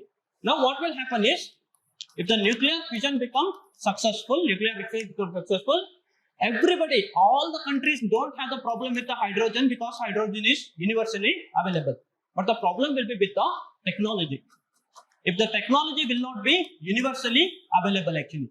Now whatever the energy network, it is dependent upon the raw material. All the countries are dependent upon the raw material. Now what will happen is, technology dependence will be more crucial. India may get the technology, but the poor countries in Africa definitely will not have the access to the technology. They will be energy dependence or energy insecurity, not in terms of the raw material, rather than the technology itself actually. Yeah, and how do you conclude your answer? What? How do you conclude your answer? Try to conclude. Okay, that's fine. Have you heard of this one? Destructive innovation. There are two types of innovation, right? Any SNT question, definitely try to remember few things actually. What is this destructive innovation? Oh, yes. Huh? Okay, there are two innovation. One is called as an incremental innovation, and other one is called as a destructive innovation. Can anybody differentiate this one? Incremental innovation and a destructive innovation. Incremental innovation is like, for example, your iPhone 6 is there. Next will be iPhone 7, 8, 9, 10. There is hardly any change actually. Maybe your Chandrayaan will be there, right? Chandrayaan 1, after Chandrayaan 2, 3, 4, even the same thing. Just a few increment. What is this destructive innovation is? It will completely destroy the existing system. For example, we take an Elon Musk. When he entered the space sector, did he talk about the Chandrayaan 1, 2, 3, 4? He talked about the complete colonization of the Mars. Complete colonization of the Mars. Now, what about the quantum computers? It will completely destroy the entire present system actually. Such kind of innovation called as a very destructive innovation. Now, any conclusion you are talking about any conclusion, any question related to the particular technology, you can talk about that. It is a destructive technology. Depend upon the question. What is the question? I'm talking about the nuclear fusion reaction actually. Now we can say that it is a nuclear fusion reaction is a destructive technology. So India should cooperate with the other countries to ensure the energy security. Or you can really say this. Just make sure that you will use particular terms like a destructive innovation or have you heard this key technology? What is the meaning of key technology? Okay, I'll just stop.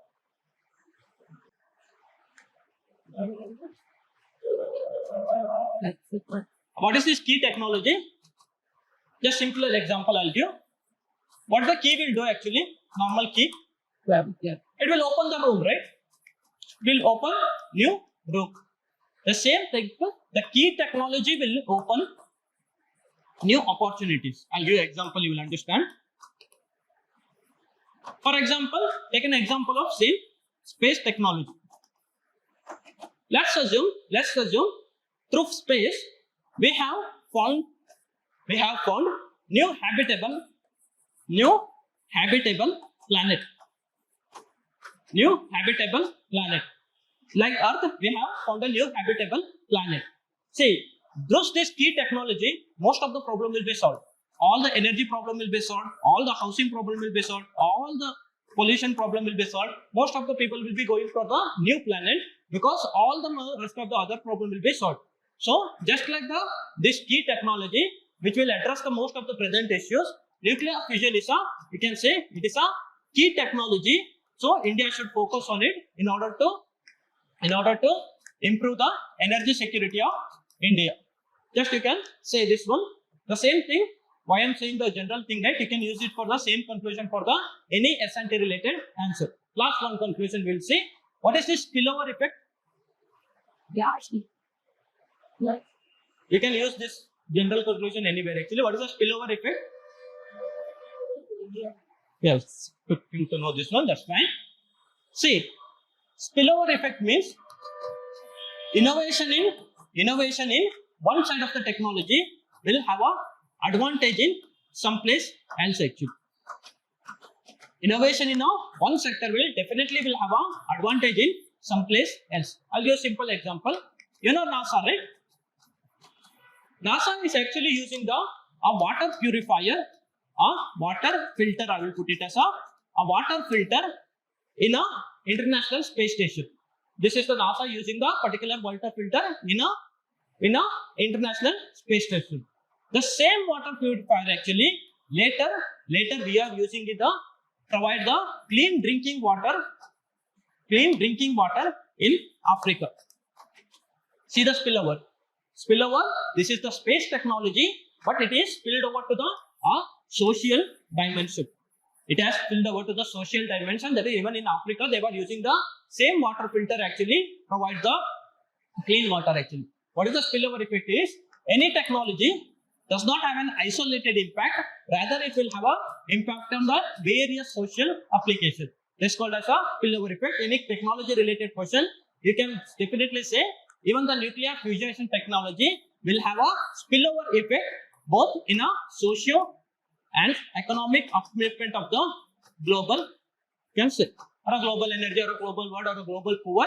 It will have a spillover effect on the any other thing. See, why I am given this one is, it may be robotics, it may be nanotechnology, any technology, you can repeat the same thing actually. Okay, we will see one question from the environment actually. There is hardly any time left. This question we will try to solve it actually. Please participate, otherwise you will be bored. It's a very general statement actually. We will try to figure this one. See the question. Examine the factors responsible for depleting the groundwater in India. What are the factors that is responsible for depleting the groundwater in India? And what are the steps taken by the government to mitigate such action actually? There are two things, only two dimensions in asked for the 15 markers. One is what are the causes for depletion, and other thing, what are the steps taken by the government. Now, you have to tell me what are the dimensions. One is introduction, and the second dimension is reason for depletion,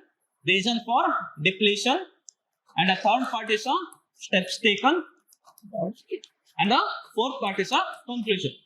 But see the problem, it is a 15 marker question. You have to write so many problems actually. Now we'll come to the introduction. What introduction you can give? Any introduction?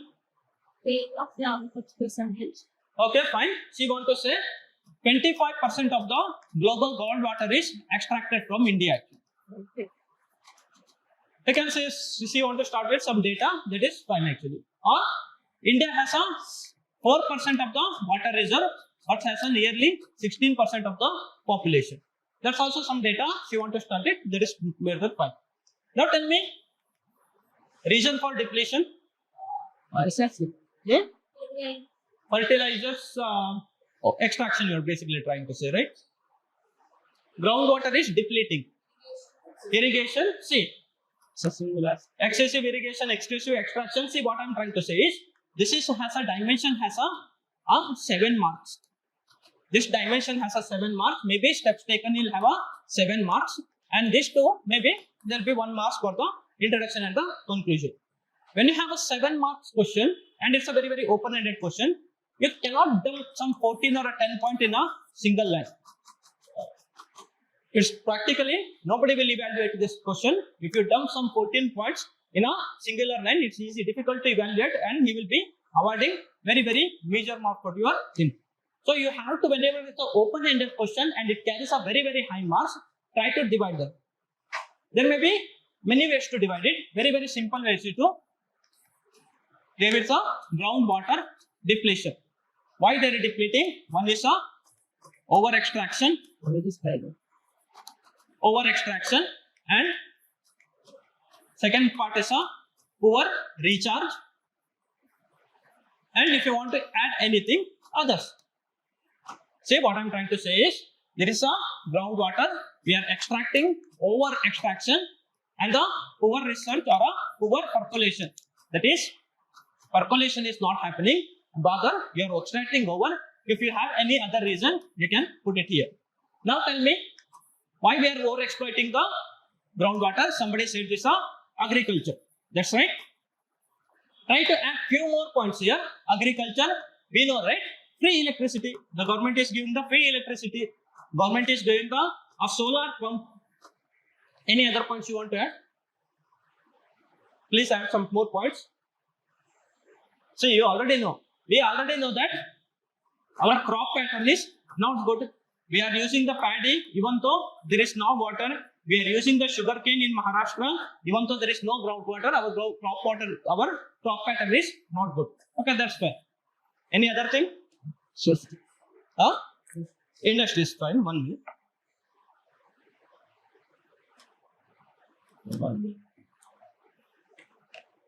Industries, okay, fine. Industries are over exploiting this one. That's fine. Any other thing? Urbanization. This is very very good point. Mining will come to you. Urbanization. See, remember this data actually. Why urbanization leads to the exploitation of the groundwater? Is it mandatory? Just tell me why urbanization will lead to the destruction of or over exploitation of the groundwater. Why? Population density. See, what will happen is, if the population is evenly distributed,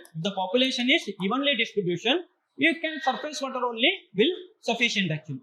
Now, what is the problem is, in urbanization, population is completely congested actually. So, whenever the population density or a congested population is, we will artificially increase the demand actually. We will artificially increase the demand, and the surface water will not be sufficient, and we will definitely ultimately end up in extracting more water than needed.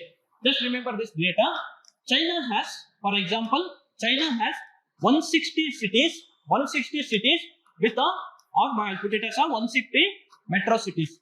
How many things do India have? India and China has a similar population actually. While China has a 160 metro cities, while India has just a nearly 40 metro cities.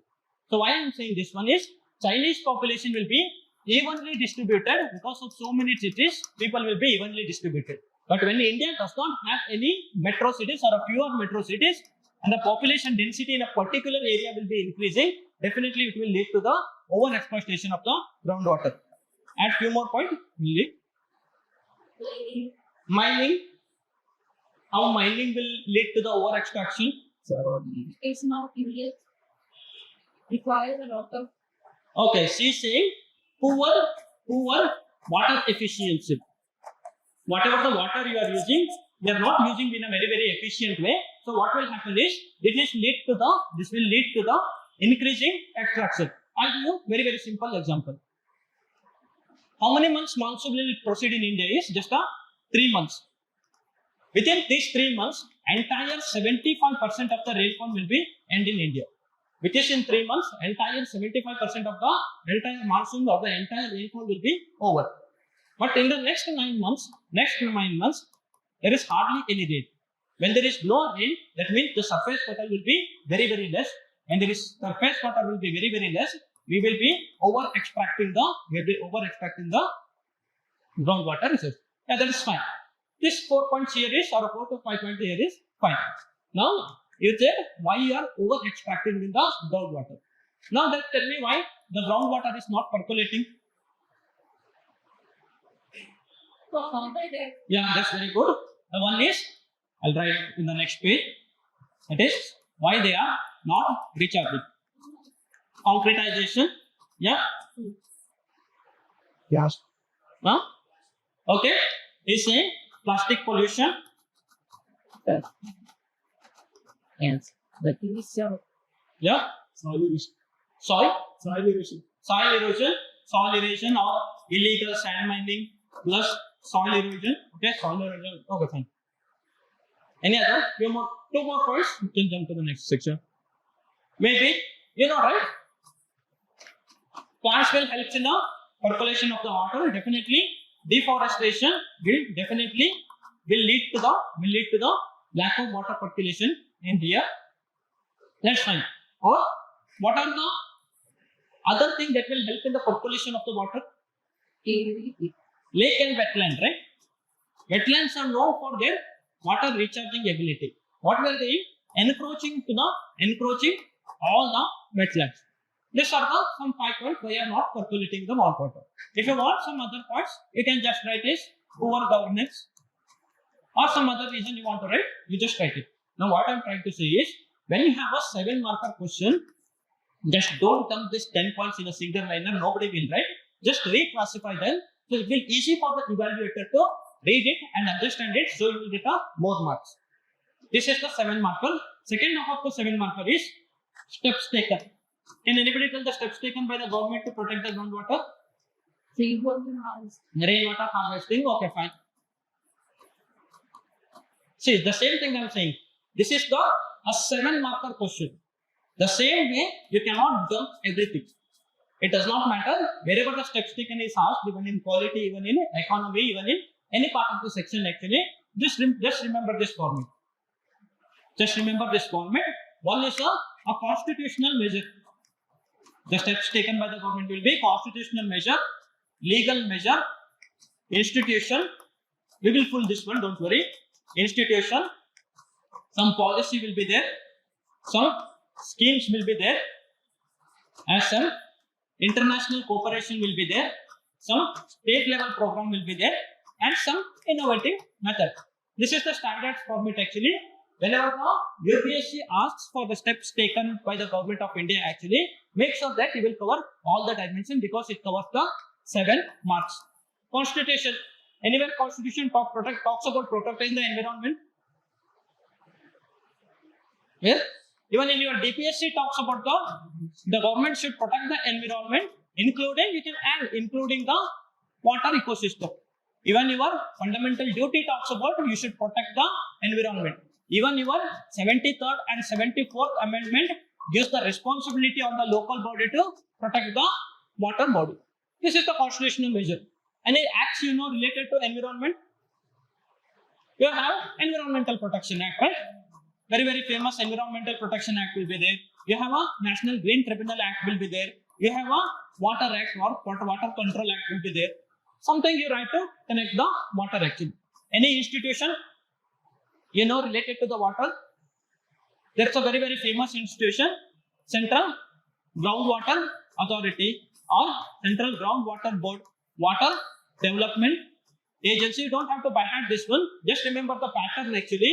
If a question is on related to anything related to the steps taken by the government, just use the policy. National Water Policy will be there, and all the schemes. Maybe Jal Shakti Abhiyan, she was saying about the water harvesting scheme. All these things comes under the scheme actually.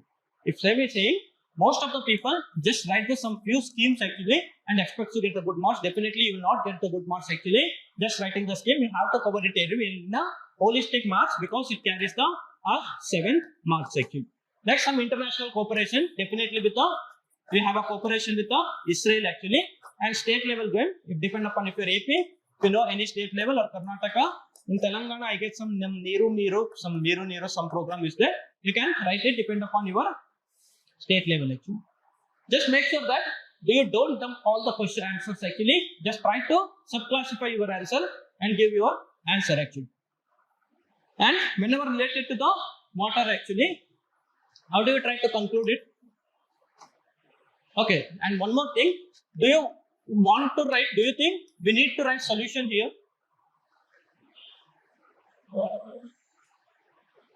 I'll just tell you last question, don't worry. Just participate at least. Do you think you have to write the solution here? Steps covered. Steps taken is already taken, right? Solution is like a future, what we have to do. Okay. Is it asked in the question? No, right? You are not expected to write the solution, but if you are not able to write 250 words, if you are not able to write 250 words, or if you are not able to fill the 3 pages that is given here actually, then you can write the solution. Solution is not mandatory. You will not be awarded any marks. Maybe you may get the half marks, right? Solution only when you are not able to fill the content or you are not able to fill the page, then you can add the solution. And try to conclude your answer. Sustainable. Okay, she want to talk with the sustainable development goals, that is sustainable development 6 and even which is the 40. Some of the sustainable development goal, she want to conclude it. Any other? Please try at least. Have you heard of this one water approach?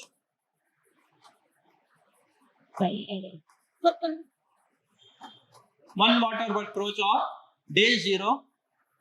Just make sure you have some conclusion related to water. Okay, one water approach is what we will do is we will segregate the separately groundwater, we will segregate the lake or we will segregate the glacier. We have separate program.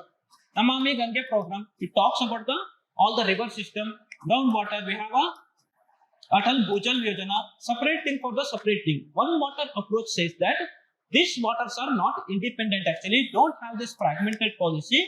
Have a unified policy that is addresses to everything. One water approach is basically treating the water. Treating the water does not matter. It is in a biosphere or it is in a hydrosphere or it is in an atmosphere or within this atmosphere or hydrosphere. Different water should be treated as a single unity. Just try to use these things. One water approach or such innovative words to get a good marks actually. So shall conclude the class actually. If we don't have any time. Thanks. Okay. I have to reach. If you have any problem, you can ping me also in Telegram. So, That's good. Okay. Next you can ping. Good evening, class. Good evening. Right. So today we have GS-3 discussion. Okay. I will be handling disaster management and internal security.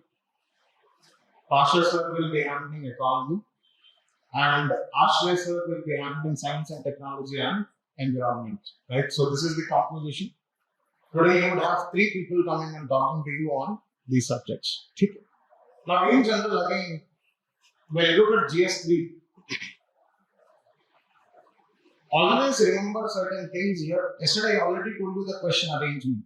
That when you look at GS-3, we see question number 1 to 3 and 11 to 13, 14 to 17 and 4 to 7, or in fact 4 to 8, 14 to 18, 19, 20, 9, 10.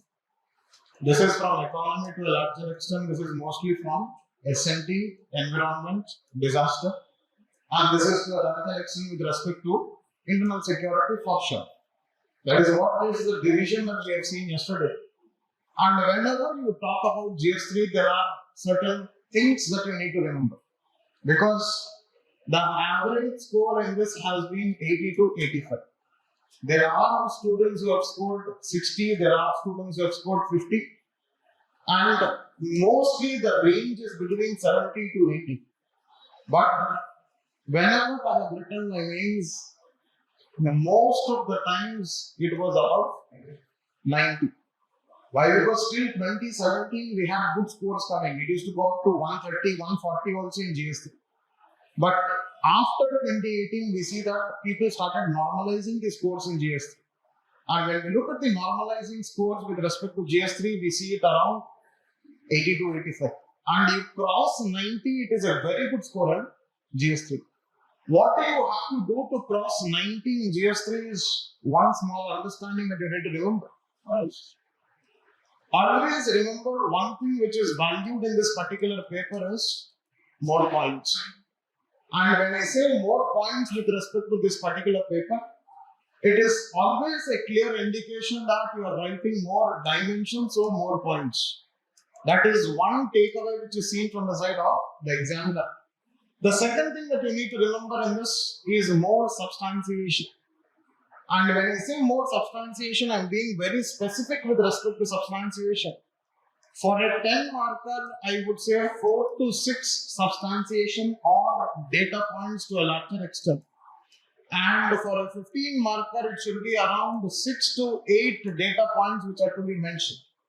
That means I'm talking about very objective counting when you're writing your answer when it comes to substantiation. Second, the third mandatory thing that you should always focus when you're writing GS-3 is you will have to focus on schemes and you will have to focus on measures, very specifically governmental measures. Because for the subject like science and tech, for a subject like environment, for a subject like economy, any of these subjects you see a lot of measures being taken by government. So these are the ones which are mandatory whenever you are talking about GS-3. And one more myth most of us will believe is that GS-3 is current affairs based. No. Absolutely no. GS-3, I would say it is 70 to 80% static again. It is not current affairs. And the maximum they have done is what? Extrapolation. And you see, economy or environment or science and tech, whatever be the thing, it is mostly what? Static and 20% extension. Right? So this is one basic understanding that you need to remember whenever you are attempting GS-3. More points here means 12 to 14 for a 10 marker is also no harm in writing this. And when I'm talking about the points here, point size has to be very specific. When I say point size, it has to be what?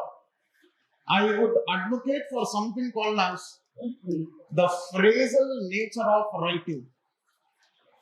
Now, when I say phrasal nature of writing, maximum any point would be what of 3 words, not beyond that. Right? So, what would happen? One point, example. Other point, example. Third point, example. So, this is the nature or style of writing when we look at GS-3 to a larger extent. So, remember these broad dimensions, you can definitely maximize. And one more small strategy before I transition into explanation. Do not focus on something which is variable in GS-3. What is extremely static in GS-3 is question number 9, question number 10, question number 19, question number 20. That is what? Internal security, very static, which is worth 50 marks. And you see only 4 areas which are being questioned. You see basics of security, you see border management, you see extremism, and terrorism, and you see cyber. These are the only 4 areas which are questioned from the side of internal security, and I have my 50 marks in my pocket. Very evident. Other area that you need to focus upon is food processing industry, which is 15 marks definitely. PDS system and supply chain, which is 15 marks definitely. And some aspects of agriculture, which is 15 to 20 marks definitely. Some aspects of inclusive growth, which is 15 marks definitely. Now, what I am telling you is focus only on those things which are definite. And disaster management is very small, which you can have 25 marks in your hand. So totally how much? 1, 2, 3, 4. So 60 or 50 or 110, and how much it is? 135 marks. In this 135, if you are able to score at least 45%. If I say 40% of this 135, it is how much? 40 into 4. I mean 5, it is 20, 52, 56. Sorry, 54 marks. If it is 40%. And if it is 45%, it is around 59 marks. Approximate 57 to 59 marks. Now from here, from the rest, how much it is? From the rest, 115 marks. If I have to cross 90, how much should I have to get? I will have to get 33 marks. Logical, no? Because I am scoring 45%, 45% of 135 is how much? 57. And how much do I have to get to reach 90? 33 marks. 33 out of how much should I score?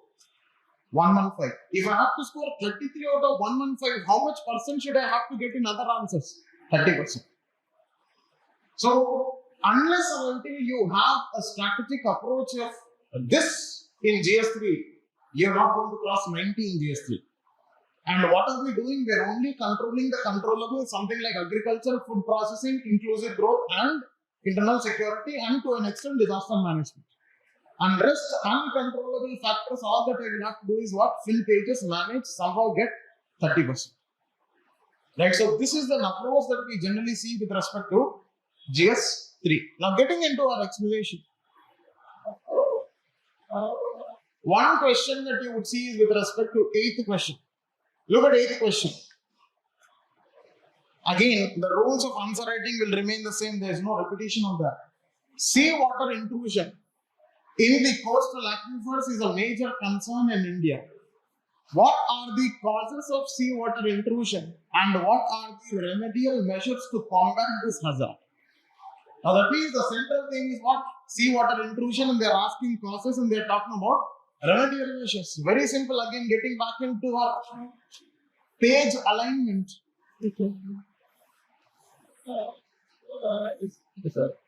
Here is the question. What is the context they have given? The context is India, right? The context is India. It is not a world. Okay, so they are very clear with respect to this. Now here, you would simply define what is seawater intrusion. Now what is seawater intrusion? If this is the coastal region, what is seen to be happening? This marine water is seen to be intruding into the coast. And that is what is the basic understanding of seawater intrusion. And where do we find this seawater intrusion? Any given day along the coastal region. There is no specific region where it is concentrated more, concentrated less. All around the coastal region, I find there is seawater intrusion. So what will you do? Once you define what is seawater intrusion, straight away draw the diagram and show the coastal region experiencing what? Seawater intrusion. And once you have done that, then straight away get into what are the causes of seawater intrusion. And when we are talking about what are the causes of seawater intrusion, I always keep telling divide the structure.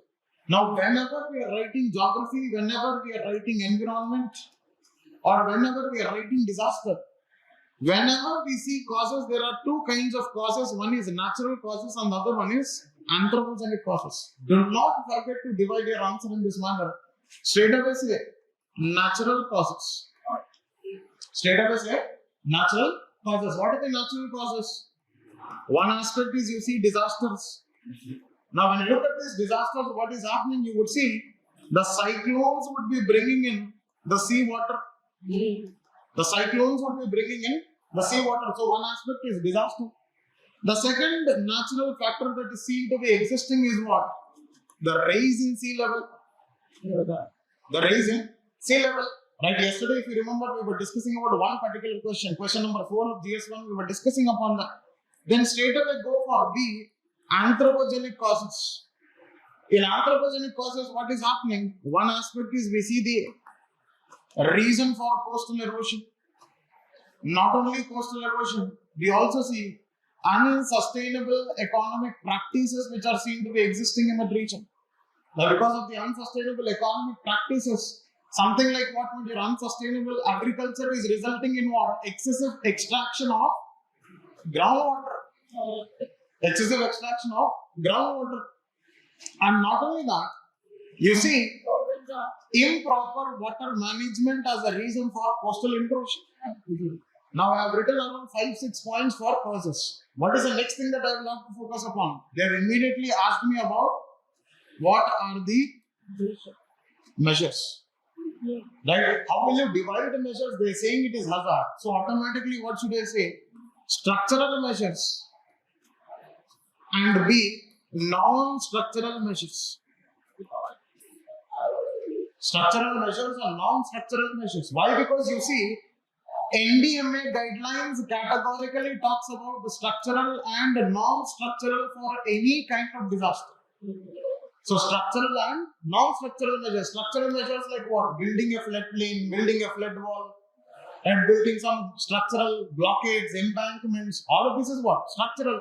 Non-structural means what? Spreading awareness, introducing certain regulations. A classic example for that regulation is what we do? Coastal regulation zones, CRZs. And which was the committee which suggested upon CRZs? What was the committee? Huh? Which committee? Somebody was telling. This? Silesh Nayak committee. Silesh Nayak committee is the one which suggested upon coastal regulatory zones. Right? It has divided coastal regulatory zones into 4. CRZ1, CRZ2, CRZ3. In 3 you have 3A, 3B and CRZ4. You don't have to talk about all of this. Right? Talk about structural and non-structural, and you can conclude by taking the necessary cue from the Silesh Nayak committee report. Necessary regulation of the coastal regions or the coastal areas would avoid this hazard of or would minimize this hazard of seawater intrusion. Are you understanding? So you can talk about the Silesh Nayak committee report and the suggestion. Should you know about the report? The maximum you need to know about any committee is its name. And the second thing that you need to know about its committee is what? On what theme did they talk about? These are the only 2 things which you need to focus upon. Okay? Next. Now, 9th question. They're talking about terrorism is a global sport. How has it manifested in India? Elaborate with contemporary examples. What are the countermeasures adopted by the state? Do not miss any part in the question. Yesterday I already told you. Be very, very watchful when you are attempting. Identify the number of parts which are existing here. Now when you see this, simply start away with respect to what? Again getting into the page alignment. Yes. You simply start off with defining terrorism. Right? You have 2 definitions which are there for terrorism. Either Global Terrorism Index defines terrorism. But you want to create an impact on the examiner. Talk about the definition that is given by CCIT 1996. Now CCIT is a convention which is given by India. Which is given by India with respect to what? Combating terrorism. To combat terrorism, it was given CCIT 1996. This is also given definition. Now, if you don't know the exact definition, write your definition and ask for CCIT. Right? And don't say it states. Don't say it states. According to CCIT 1996, terrorism is understood as. Now, that means wherever you say it is defined, it is stated, whenever you are using these 2 words, you will have to use the exact verbatim. No change. No change. But according to CCIT, terrorism is understood. Right? That means I'm talking about approximation in my understanding and right here understand. Then, Yes. how has it manifested in India? Now, when I talk about how has it manifested, you can simply say manifestations in India. Now, will we draw any diagram here? Will you draw any diagram? You wish you can. But why you see certain global terrorist organizations which are seen to be existing, show that on the world map. That could be with respect to Afghanistan, who is there? Yeah. Taliban. Right? Then we have ISIS somewhere in the central or the West Asian region, you have ISIS. Then you have Boko Haram in Africa. Yeah. Then in the context of our region, what do we have? Jaish-e-Mohammed, Jamaat-ud-Dawa, Hizbul Mujahideen, Indian Mujahideen, Lashkar-e-Toiba. All of these are what we are militant counter-terrorist organizations. Right? So talk about them. Or if you want to show them a representation, you can show. Right? Not an issue. That's up to you. Then you see manifestation of terrorism. Now many people would have thought about, sir, what do you mean by manifestation? They're simply asking you types of terrorism in India. Now when you say types of terrorism in India, I keep teaching in class about something called as Shreni. What is Shreni? S-R-E-N-I. These are the manifestations of terrorism. When we talk about S, it is with respect to the secessionist terrorism.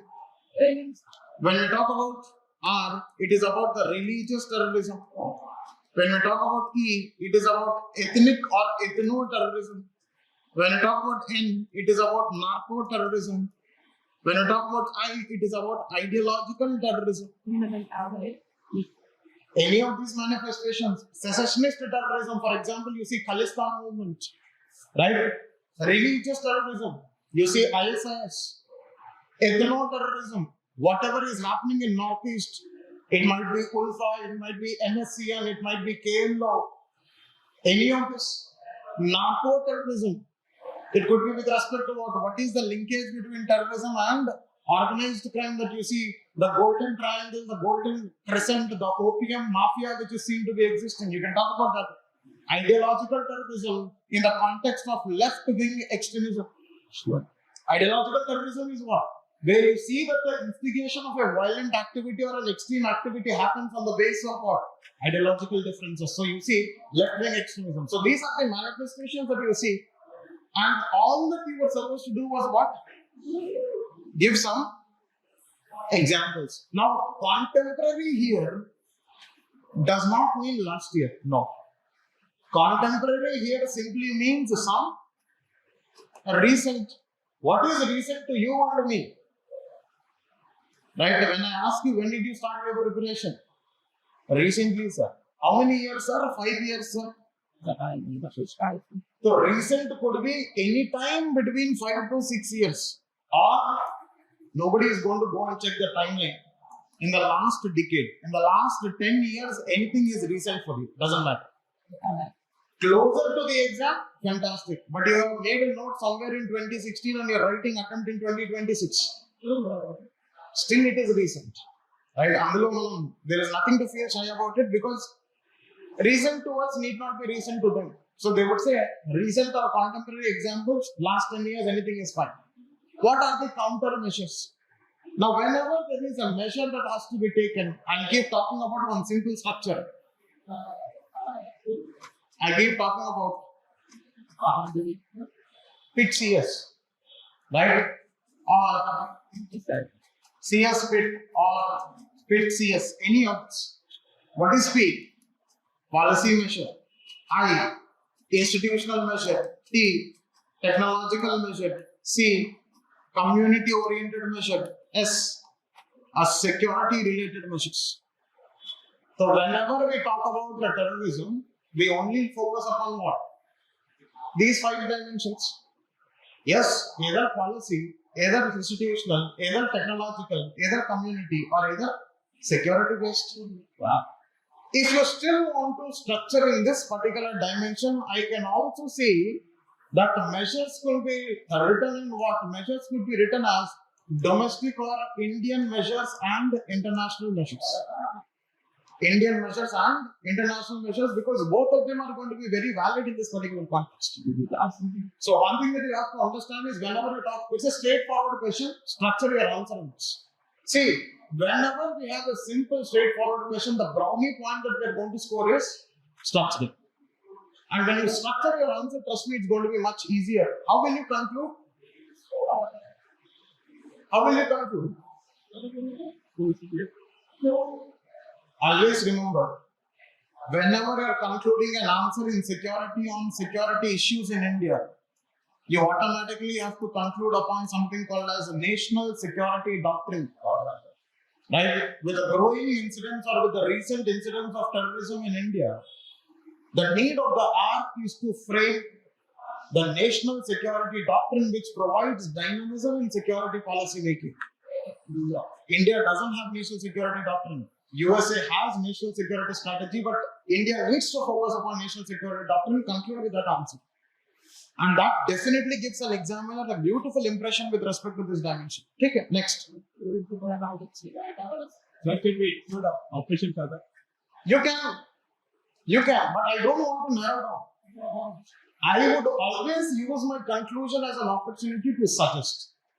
And when I'm suggesting upon with respect to what? Suggesting upon with respect to national security doctrine, because I'm telling the examiner, India doesn't have it, so India has to bring it, is what is my focus. Okay. Next, 10th question. The government of India recently stated that left-wing extremism will be eliminated by 2026. What do you understand by left-wing extremism and how are people affected by it? What measures have been taken by the government to eliminate left-wing extremism? Now, if you observe, this is the hardcore nature of GS-3. What does that fellow do? Whenever he is questioning, he will give 3 to 4 parts. And what happened when we are rushing to answer the question, we skip one part. And when we skip one part, yesterday I told you how many parts are there here? This is one part. This is other part. This is third part. So each of it has 3 marks. And in case if I miss any of the part, I am going to lose 3 marks and I am answering my question only for 7 marks. So do not miss any part of the answer, even if you are knowing 2-3 points. Keep the heading and write. Let the examiner know you have written all the parts of the question, which is extremely important at this particular juncture. So when you look at this particular question, straight away,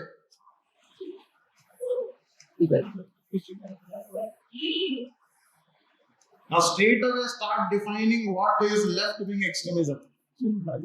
Because they ask you what is left-wing extremism or what do you understand? What is left-wing extremism? It's an extreme ideology which is based on radical communism. Which is based on radical communism. Right? Now, once you talk about that particular dimension, I always advocate for one diagram in left-wing extremism. Now, what is the diagram that you can always see? Yes. Now, you see that at the initial stages, what do you see? We have something called as red corridor. We have something called as red corridor. Now, this particular map has transitioned into something like this.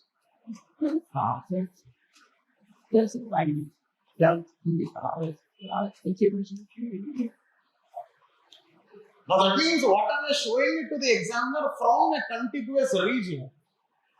It has transitioned into pockets of left-wing extremism. And what have we done? We have taken security measures, we have taken developmental measures. You draw this diagram and show this transition to the examiner. I am telling you, developmental measures, security measures. You show this diagram, transition. Examiner will not even read rest of your answer. And done. Why? Because he knows that you have understood what is the crux of developmental mechanisms and security mechanisms in left-wing extremism. And then, what is he talking about? He's talking about what do you understand and how are the people affected. Now, before you write people being affected, don't you think it is an imperative for me to write the reasons for left-wing extremism?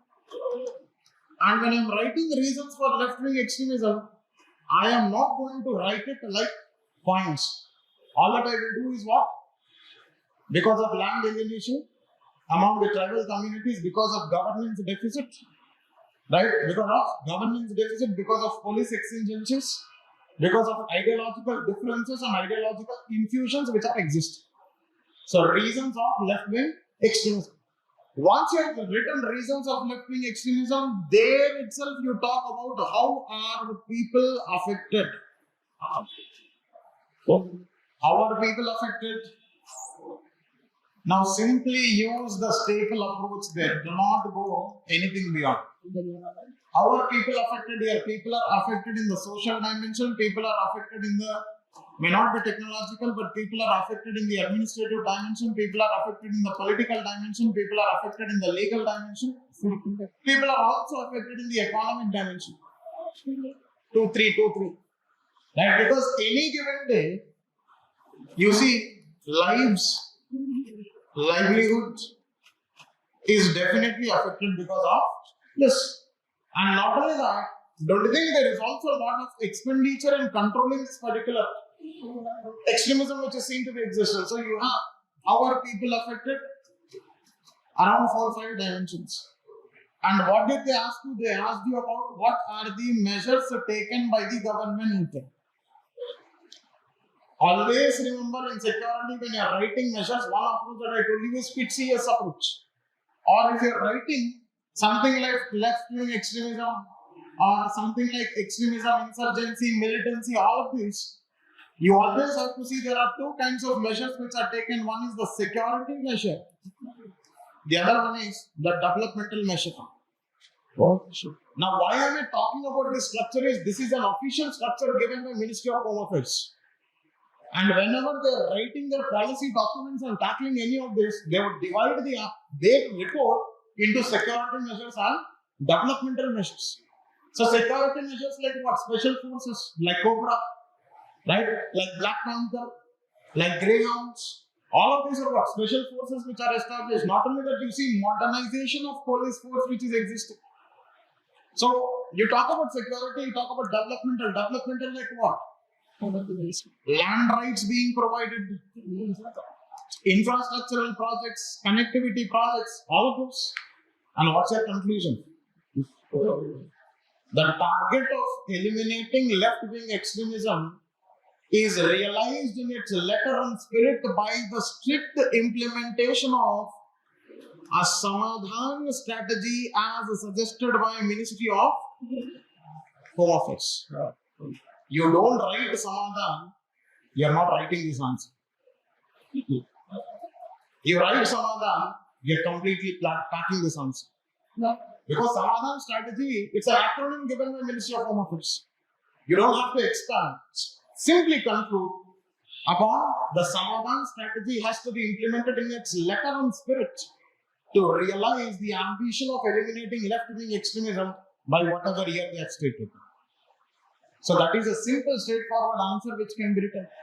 Now, if you have observed till now, the reason for me to score more in GS-3 every time I write GS-3 is because my answers are extremely structured when I am writing them. Points are very same as what you write. But 2 things which are going to bring in variation is structure and value addition. When I say value addition, data points. Right? That is extremely important when you are dealing with this. Okay, next. Straight away we will get into question number 17 because other questions are going to be discussed by other faculty. Okay. So question number 17 talks about what? Question number 17 talks about mineral resources are fundamental to country's economy and these are exploited by mining. Why is mining considered an So mineral resources are fundamental to country's economy and these are exploited by mining. Why is mining considered environmental hazard? Explain the remedial measures to reduce.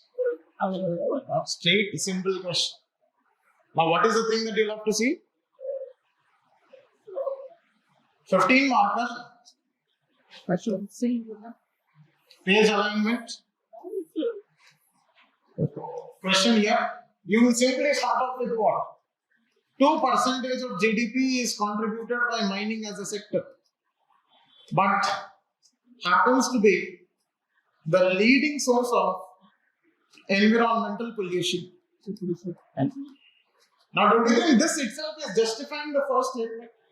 The first statement is saying it is important for economy, but it is polluting. I am saying, yes, boss, it is important because it is contributing 2% of GDP, but it is the leading source of pollution. And straight away, what are we supposed to draw? Draw a map. What is the map that is going to constitute here, my dear? The map should include the mineral distribution. Or map should include the aspects with respect to mining. You definitely show Chota Plateau region, the Odisha region, Karnataka region, some northeastern region, or you can say Ratmul mining, like mining of other regions. For example, you talk about the Niyamgiri aspect, right? So you can mention sky is the limit here. So you can show the map with respect to mining and mineral distribution. And once you have talked about this mining and mineral distribution, you can simply say significance of mining. You're not discussing much. What are you doing? Significance of mining: 1, employment; 2, economic growth; 3, industrial activity. That's all. I am giving 10% of my answer to the statement that fellow has put in. Economy, employment, industry. Why? Economic significance. Then straight away talking about what?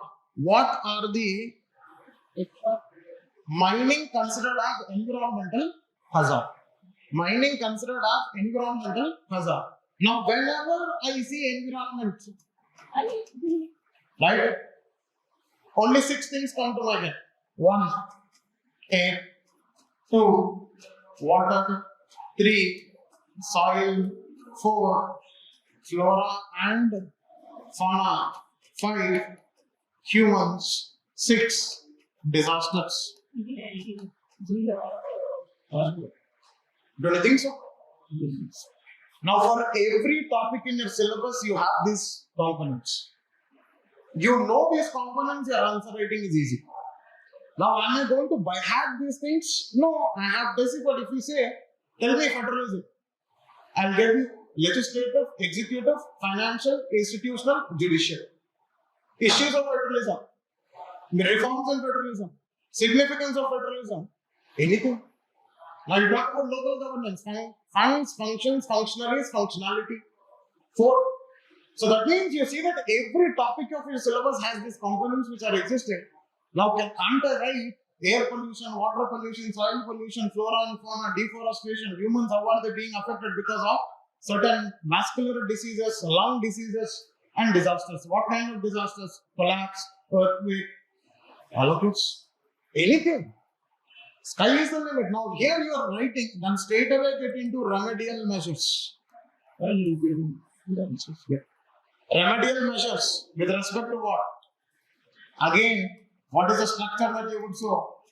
PITC, policy measure, institutional measure, technological measure, community-oriented measure. And how are you going to conclude? Please conclude with the concept of sustainable mining. Now that is the main motto of NMDC. Main motto of NMDC is what? Sustainable mining. So focus should be on what? Sustainable mining, balancing mining as well as other aspects. Right? So that should be one more important dimension that you need to focus. Straightforward answer, my dear. Next, question number 19. You see, what are the major challenges to internal security and peace process of northeastern states? Map the various peace accords and agreements initiated by government in past decade. The second part is a tough one. The first part is easy. Now, straight away getting into the answer, what's going to happen? Again, you cannot.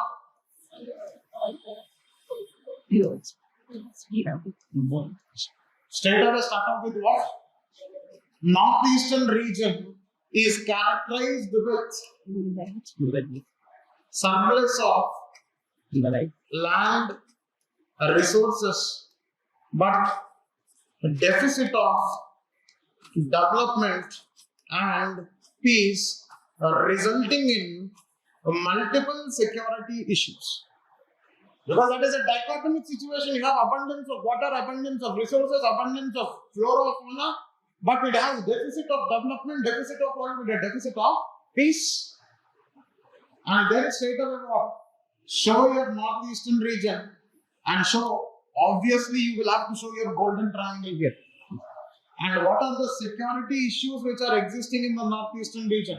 You have insurgency, you have cross-border terrorism, you have infiltration, right? You have ethnic violence, you have the drug trafficking, weapon trafficking, right?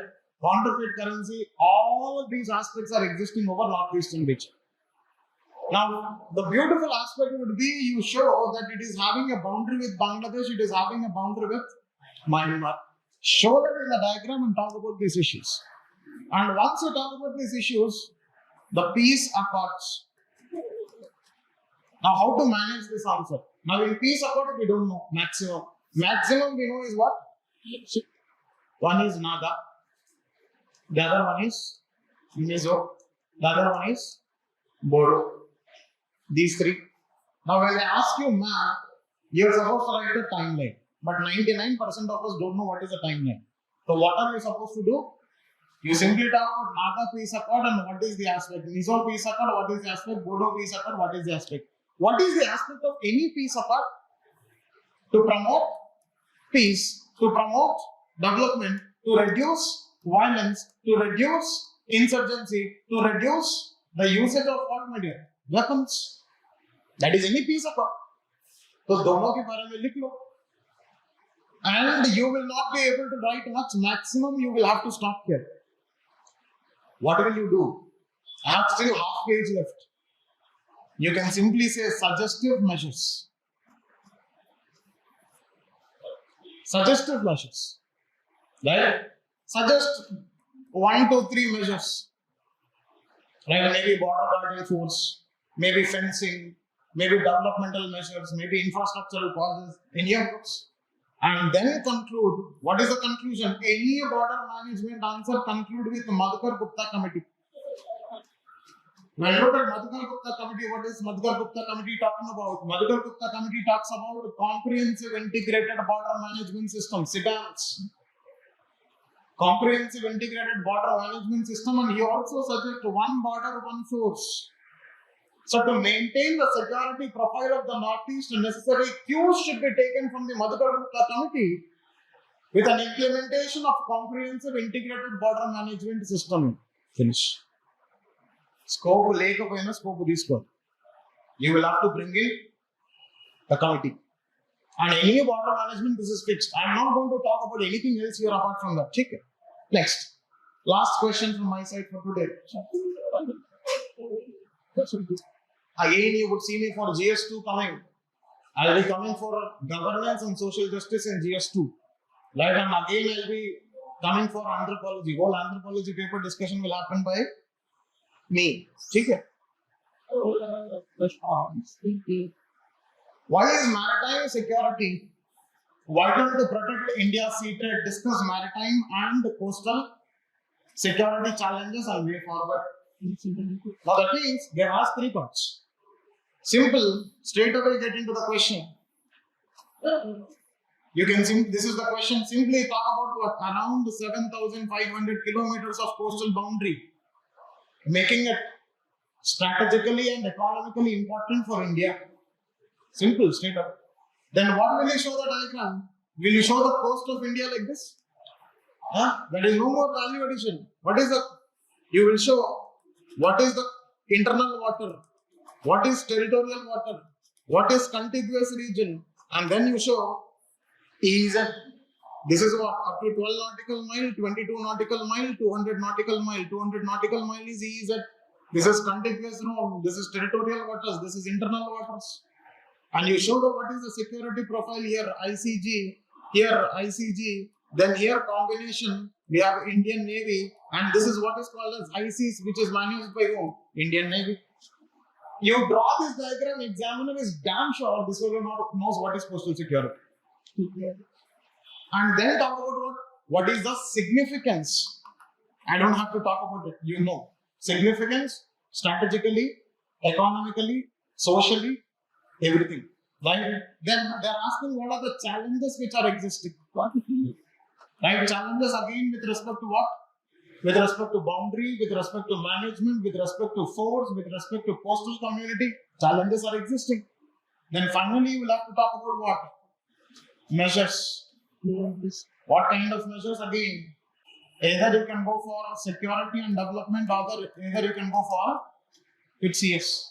Right? Either of this. And final conclusion has to be with whom? You have a Sukhbir Singh committee. The Sukhbir Singh committee has concluded upon something called as 5-layer approach. Sukhbir Singh committee has given upon something called as 5-layer approach.